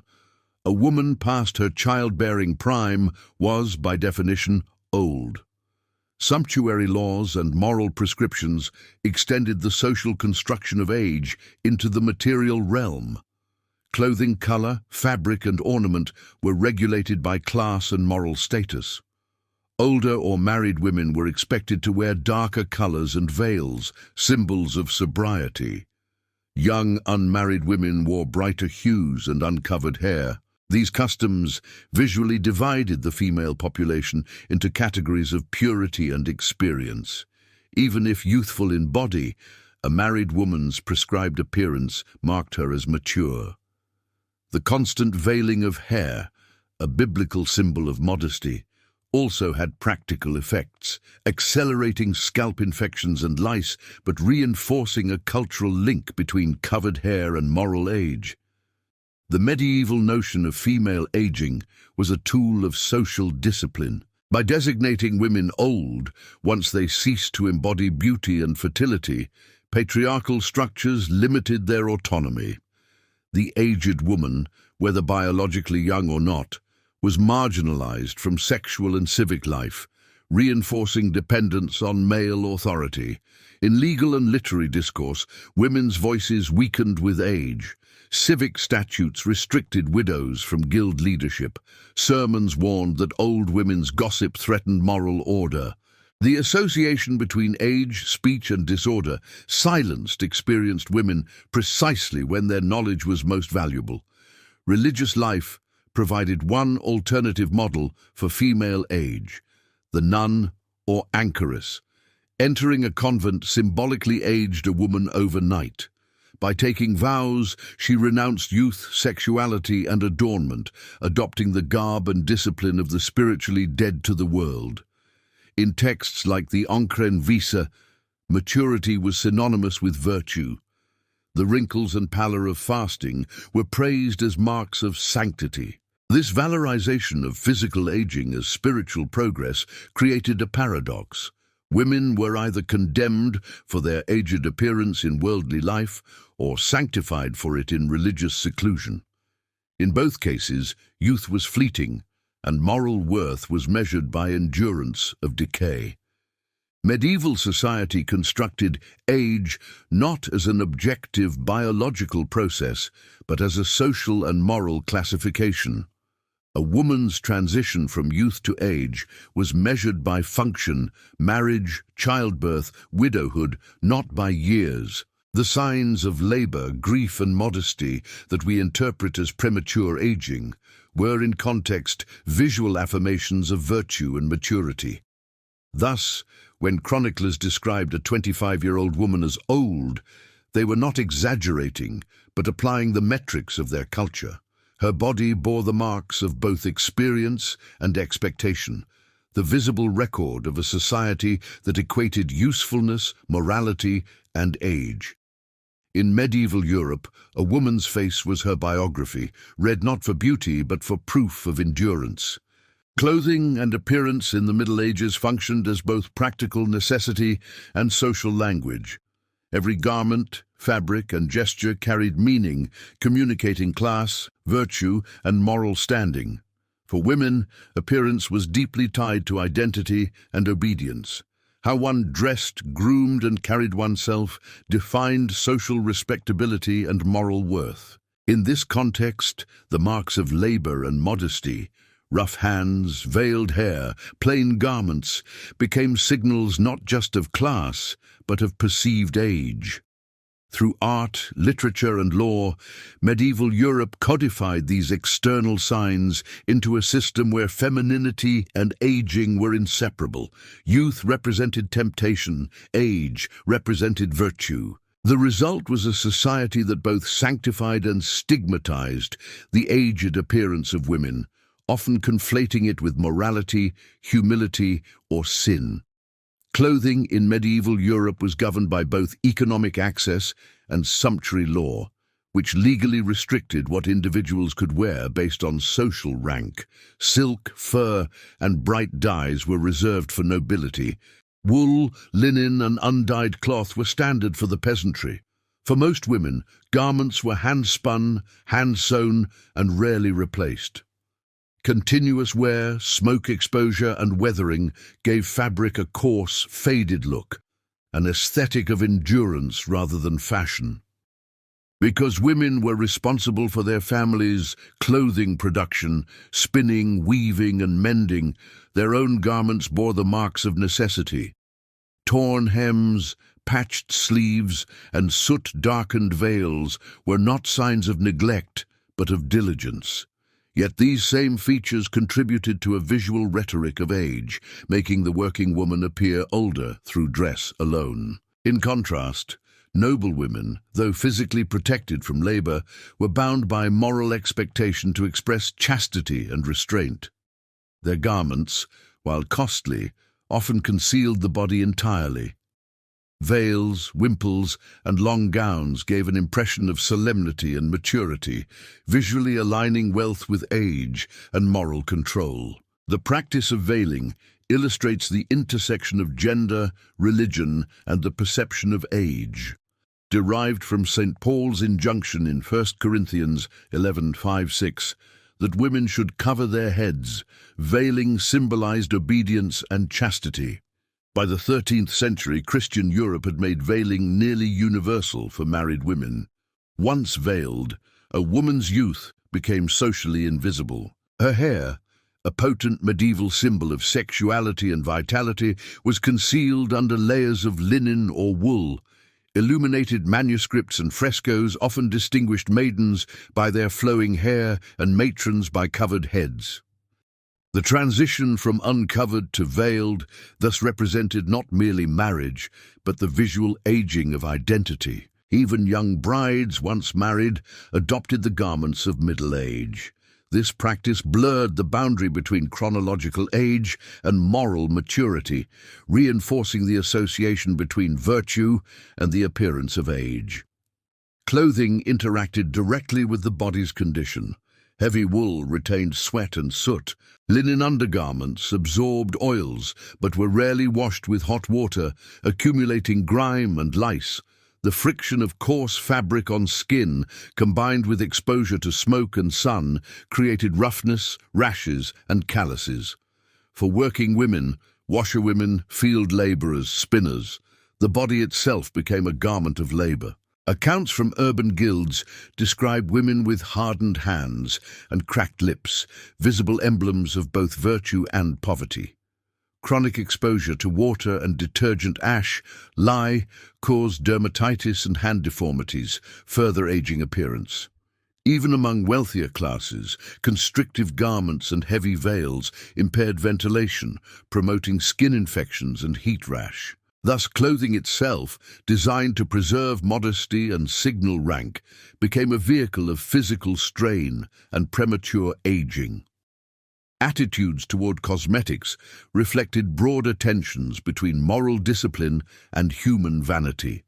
Ecclesiastical writers condemned painting the face as deceitful, citing Isaiah 3:16-24, where painted women symbolized divine punishment.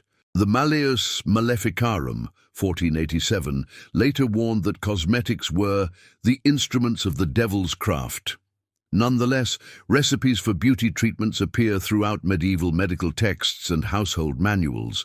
The Trotula recommended mixtures of egg whites, alum, and vinegar to whiten skin, and honey with barley flour to soften the face. Many such concoctions contained corrosive substances like lead or mercury, which caused long-term poisoning, discoloration, and hair loss. These self-care practices reveal the tension between the desire for youth and the cultural glorification of age as virtue. The results were often tragic. Efforts to maintain beauty through dangerous compounds produced pallor, brittleness, and skin damage that accelerated aging, a physical manifestation of a spiritual paradox. Hair functioned as a moral text in medieval culture. Loose hair represented sensuality, bound or covered hair, obedience. Blonde hair, associated with purity, was highly prized. Dark hair was linked to cunning or lust in moral literature. To lighten hair, women used rinses made from saffron ashes or lye, which damaged the scalp. Chronic exposure caused thinning and breakage, a physiological price for moral conformity. Color also conveyed moral age. artists used contrasting palettes, virgins in light blue and white, mothers in red or brown, widows in black or grey. Clothing thus narrated a woman's life story to the viewer. Once she entered motherhood or widowhood, colour drained away, a visual desaturation of youth. This symbolic darkening became an aesthetic of age that shaped both art and expectation. Though the Middle Ages valued cleanliness, constraints of fuel, time and privacy made personal hygiene irregular.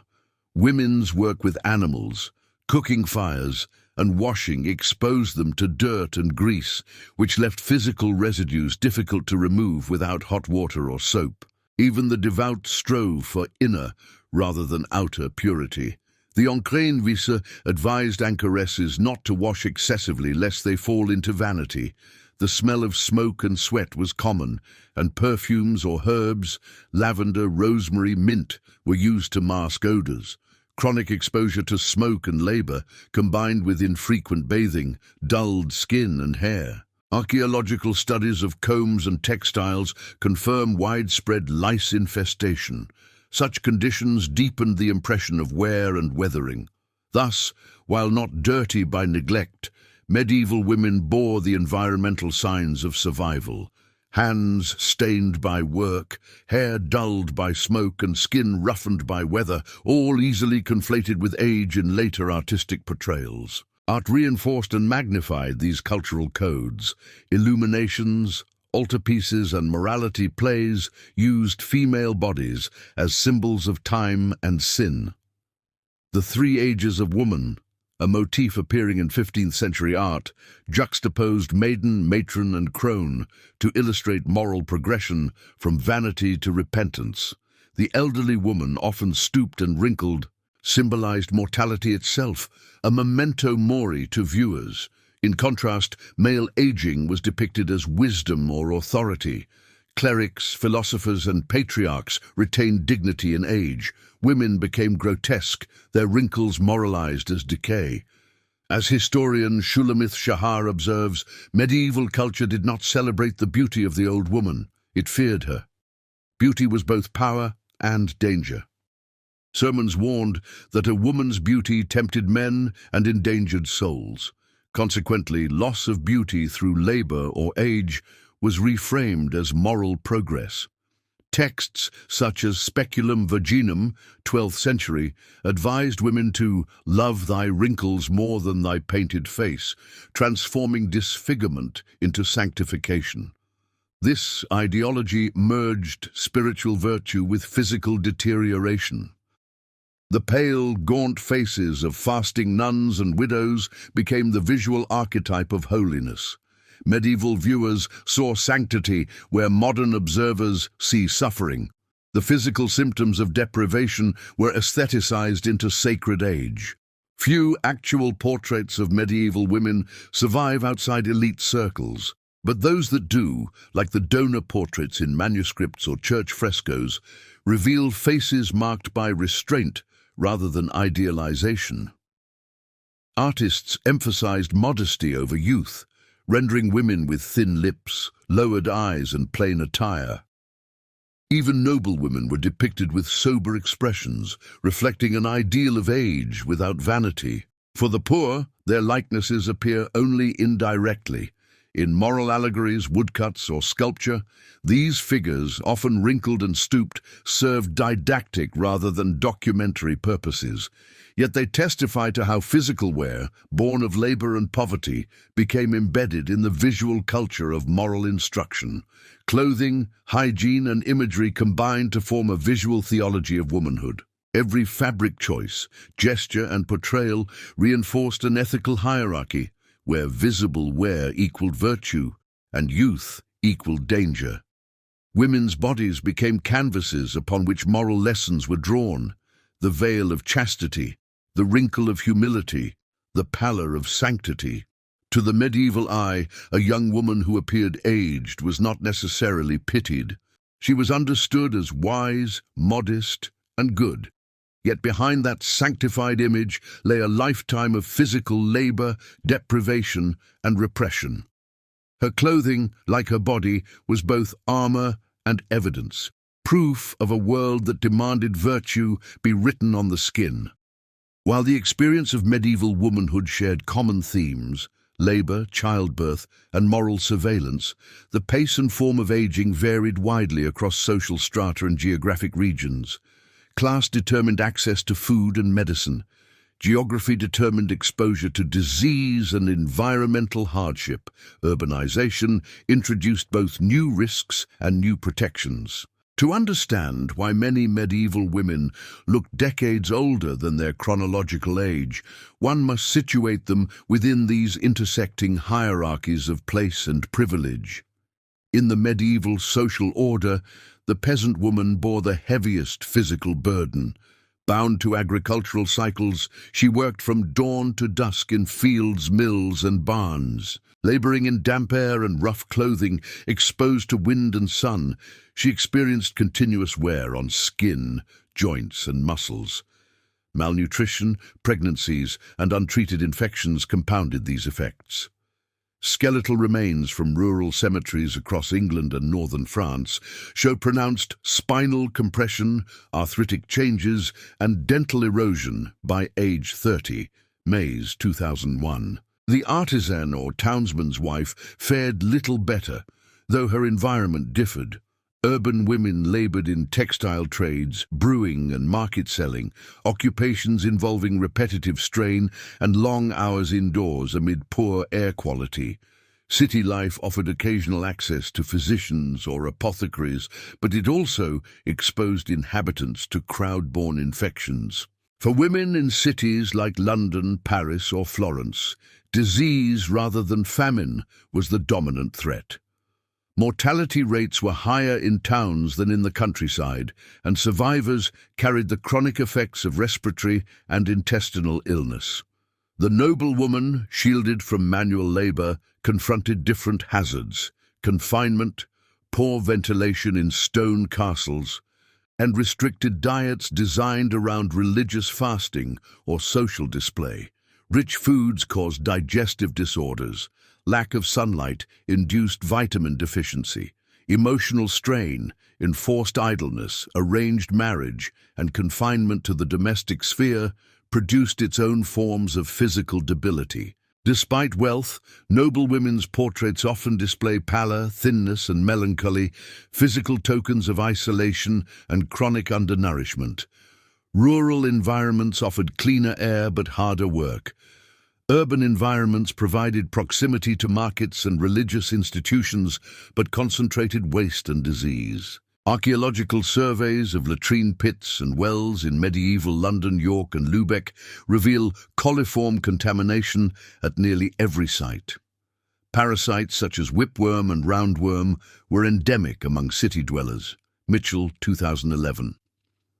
Women engaged in food preparation and laundry came into daily contact with contaminated water, leading to chronic dysentery and visible emaciation. Rural households, while spared some infections, were vulnerable to famine. Crop failure or livestock disease could erase food stores for an entire year. Women often bore the brunt of hunger, feeding husbands and children first. This gendered food distribution left physiological signatures: stunted growth, osteoporosis, and anemia that blurred distinctions between young and old. In subsistence farming communities, physical frailty and age were indistinguishable. Climate played a crucial role in shaping bodily wear.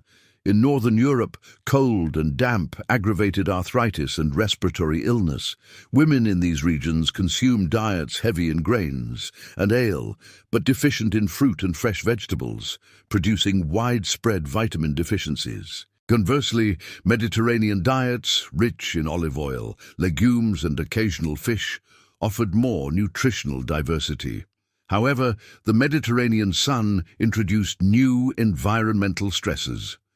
Continuous outdoor labor, particularly among peasant women in southern Italy, Spain, and Provence, led to photoaging, wrinkled, leathery skin caused by ultraviolet exposure. Art from these regions frequently depicts women with bronzed complexions and deeply lined faces, contrasting with the paleness idealized in northern art. In mountainous or coastal regions, isolation limited access to markets and medical practitioners. Women relied on folk remedies and herbal traditions that, while sometimes effective, could also be dangerous. Remedies for fever using toxic herbs like hemlock or hellebore were common in alpine Europe. Thus, while geography influenced diet and disease, the broader conditions of labor and gender subordination transcended borders. Religious women, nuns, anchoresses, and lay sisters experienced aging through a distinct lens. Cloistered life spared them from childbirth and some physical dangers. But fasting, nightly vigils, and cold stone dwellings inflicted different strains.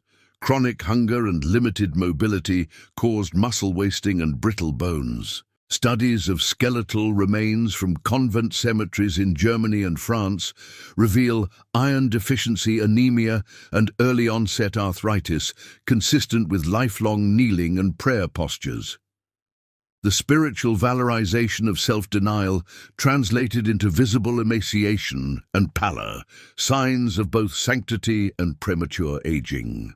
Hagiographies of women like Hildegard of Bingen and Catherine of Siena describe frailty and illness as proof of divine favor, reinforcing the association between spiritual grace and physical decay. Urban economies created a range of female occupations: brewers, weavers, laundresses, vendors, but each came with its own physical toll. Brewers inhaled yeast and smoke. Weavers suffered eye strain and lung irritation from textile fibers. Laundresses endured chronic exposure to cold water and harsh detergents. City court records show that women in these trades commonly complained of weak limbs and aching bones. In 1370, a London coroner's roll lists several deaths attributed to decline from labor, a euphemism for overwork and exhaustion. These women rarely lived beyond 40, and even in their 20s were described as elderly of visage. Meanwhile, elite urban women engaged in sedentary crafts such as embroidery or writing were subject to cold humors and stiffness from lack of movement. In every case, occupation, not simply time, was the principal architect of the aged body. Urban proximity provided greater access to physicians, apothecaries, and hospitals, yet these institutions primarily served men, clergy, and the wealthy. Hospitals such as Paris Hôtel Dieu accepted poor women, but their focus was charity rather than cure. Treatment consisted of prayers, bed rest, and purgatives, not surgical or preventive care. Rural women relied instead on midwives and wise women. Their knowledge, often passed through generations, included herbal treatments for childbirth, wounds, and fever. However, professionalization of medicine in the late Middle Ages, dominated by university-trained men, delegitimized these healers. In many regions, particularly after the 13th century, female practitioners faced accusations of sorcery or superstition.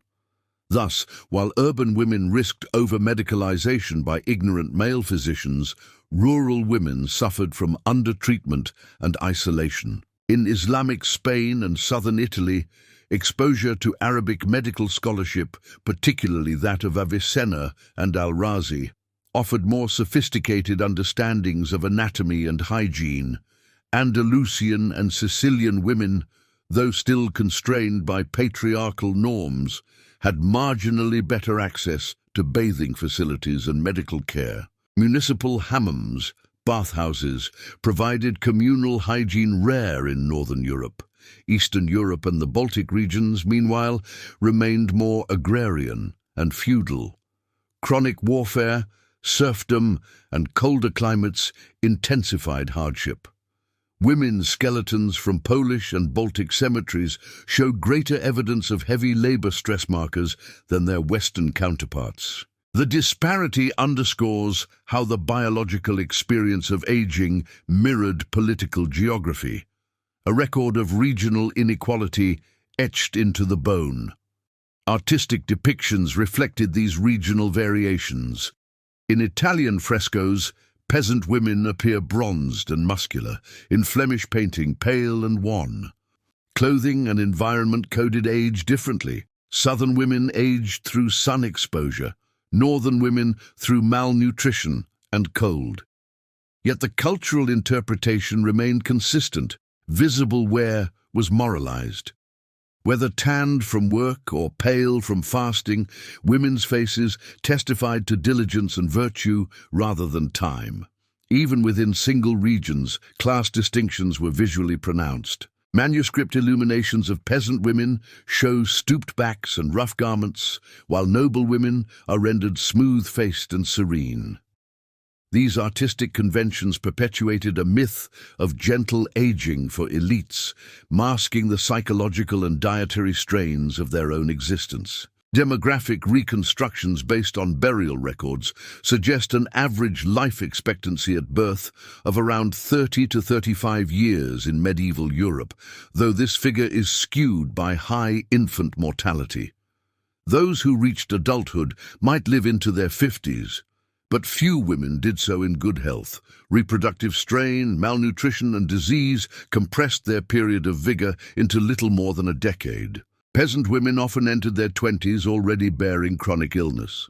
The cumulative exposure to infection, physical toil, and childbirth meant that the body aged biologically faster than chronological time. For noble women, who endured fewer physical hardships but lived with emotional constraint and malnutrition, frailty emerged differently, but no less visibly. Across class and region, the appearance of age was a social constant. The medieval female body cannot be understood outside its context of geography and hierarchy. Whether laboring in the fields of Flanders, fasting in a Tuscan convent, or sitting in a smoky London workshop, women's lives were defined by conditions that eroded health long before natural senescence. Class shaped the source of suffering, region determined its form, gender ensured its inevitability. By the age of 25, a peasant woman's body had already lived through years of childbirth, hunger, and exposure. A noble woman's, through confinement and emotional strain. The universal result was visible wear, a physical testimony to social inequality. What modern observers interpret as premature aging was in fact the biological expression of medieval civilization itself, a body shaped by its environment, economy, and moral imagination. The image of a medieval woman appearing 60 at 25 is not simply a symbol of hardship, it is a historical document written in flesh. Her body, weathered, scarred, and prematurely lined, encapsulates the totality of medieval life, the economy of hunger, the theology of pain, the labor of survival, and the invisibility of female suffering. To understand why women age so quickly is to confront the intimate intersection between biology and belief, between material deprivation and moral value. It reveals, ultimately, not only the brutality of their existence, but also the remarkable resilience required to endure it. Every aspect of the medieval environment inscribed itself upon the human body. Archaeological evidence, the curvature of bones, the wear of teeth, the lesions of disease confirms that physical aging was accelerated by malnutrition, infection, and continuous exertion. Yet these same traces are historical records, testimonies of endurance. In this sense, the prematurely aged face was not a failure of nature, but the visible ledger of survival. A woman's wrinkles marked years of childbirth survived, of harvests endured, of illnesses overcome without medicine. Her stooped posture was not decrepitude, but adaptation, a biomechanical response to labor and scarcity. The body thus functioned as a living archive of the medieval experience. Where parchment recorded the words of kings and clerics, bone and skin preserved the history of the poor. To study that body is to read a narrative of survival written in cellular script. The aging of medieval women cannot be isolated into discrete causes, malnutrition, childbirth, disease, labor, but must be understood as systemic interdependence. Each hardship reinforced another. Poor diet increased vulnerability to infection. Infection drained strength, exhaustion limited productivity, and poverty perpetuated hunger. This cyclical interdependence, what modern historians call the medieval health trap, bound women in particular. Their social roles, caregivers, food preparers, laborers, placed them at the nexus of every vulnerability. They were both the protectors and the casualties of the household economy. By the time a woman reached her mid-20s, she had experienced a physiological life load equivalent to decades in later centuries.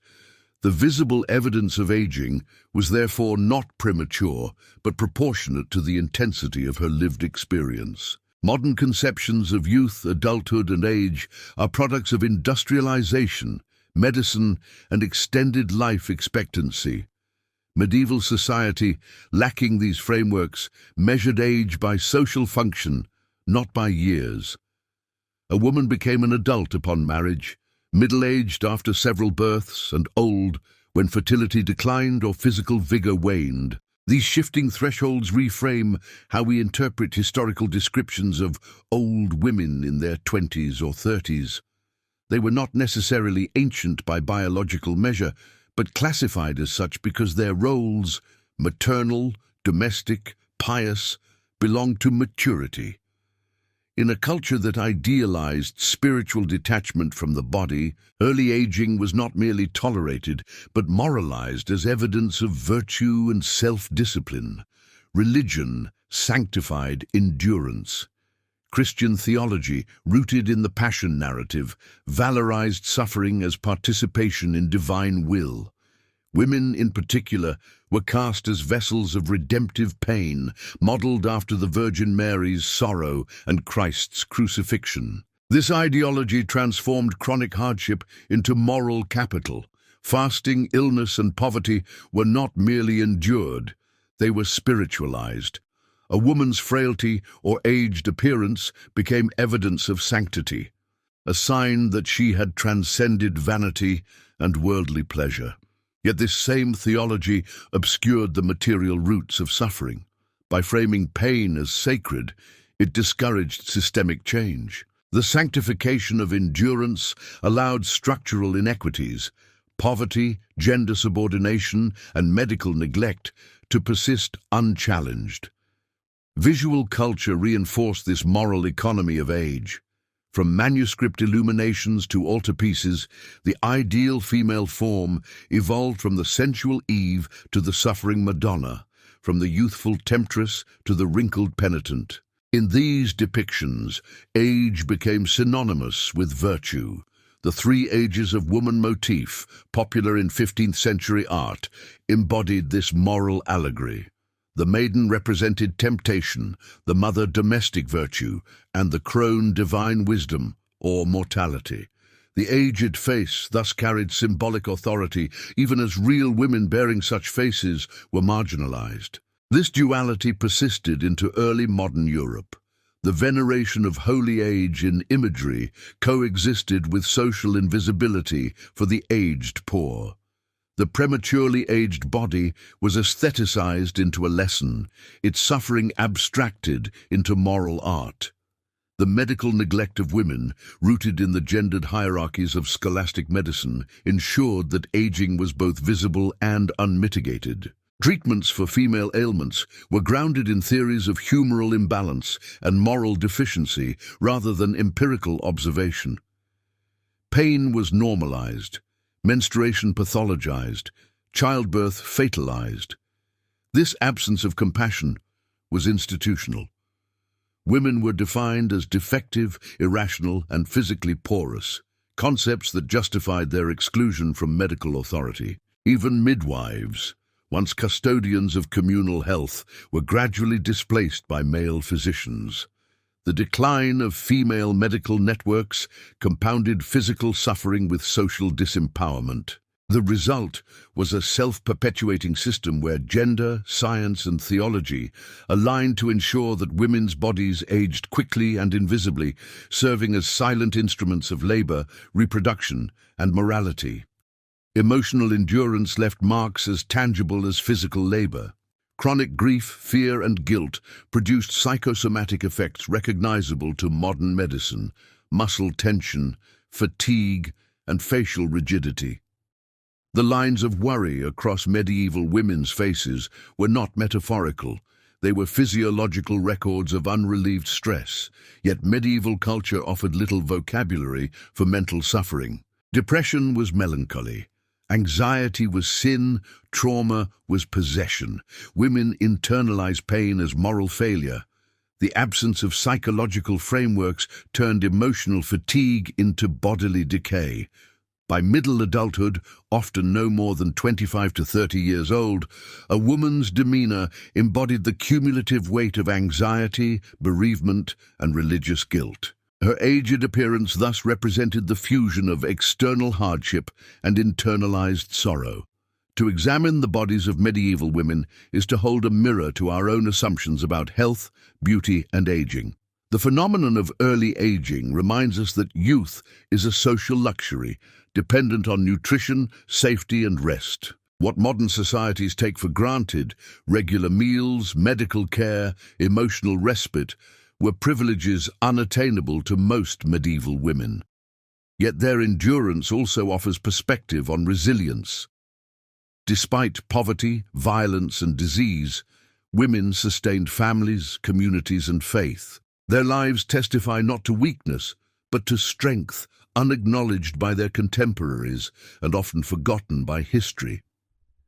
If they looked 60 at 25, it was because they had lived the equivalent of 60 years of toil within 25 years of time. The phrase, medieval women aged at 25 look 60, carries an implicit modern bias. It measures the past by the standards of the present. But aging, in the Middle Ages, was not merely biological, it was symbolic performance. Wrinkles, stooped posture, and grey hair signified experience, respectability, and moral steadiness. However, modern fascination with this contrast can obscure the deeper truth. These women were not curiosities of decay, they were survivors of structural violence, economic, medical, and ideological. Their faces reflected a world without buffers, where every birth, famine, or fever left a mark. Their early aging was not a distortion of nature, but its logical outcome under relentless strain. To view these women only as victims of brutality is to overlook the extraordinary agency embedded in endurance. Within oppressive systems, they carved networks of solidarity, midwives, herbalists, widows' guilds, and religious sisterhoods that preserved knowledge and care. Their labor built cathedrals, sustained harvests, and nurtured generations who shaped Europe's future. The aged faces in manuscripts and skeletal remains are, therefore, not emblems of despair, but of continuity. They remind historians that survival itself was an achievement, an act of quiet rebellion against mortality. In their bodies, one reads the story of a civilization that demanded sacrifice and received endurance in return. The wrinkles of a 25-year-old medieval woman were not marks of decay, they were the cartography of resilience, each line tracing a life wrestled from scarcity, belief, and time. When modern viewers encounter the reconstructed faces of medieval women, derived from forensic anthropology or illuminated manuscripts, they often express pity. Yet such pity misses the essential point. These faces are not tragic, they are historical. They represent an era before the insulation of comfort, when life pressed directly upon the skin. Every furrow and scar is a record of human adaptation.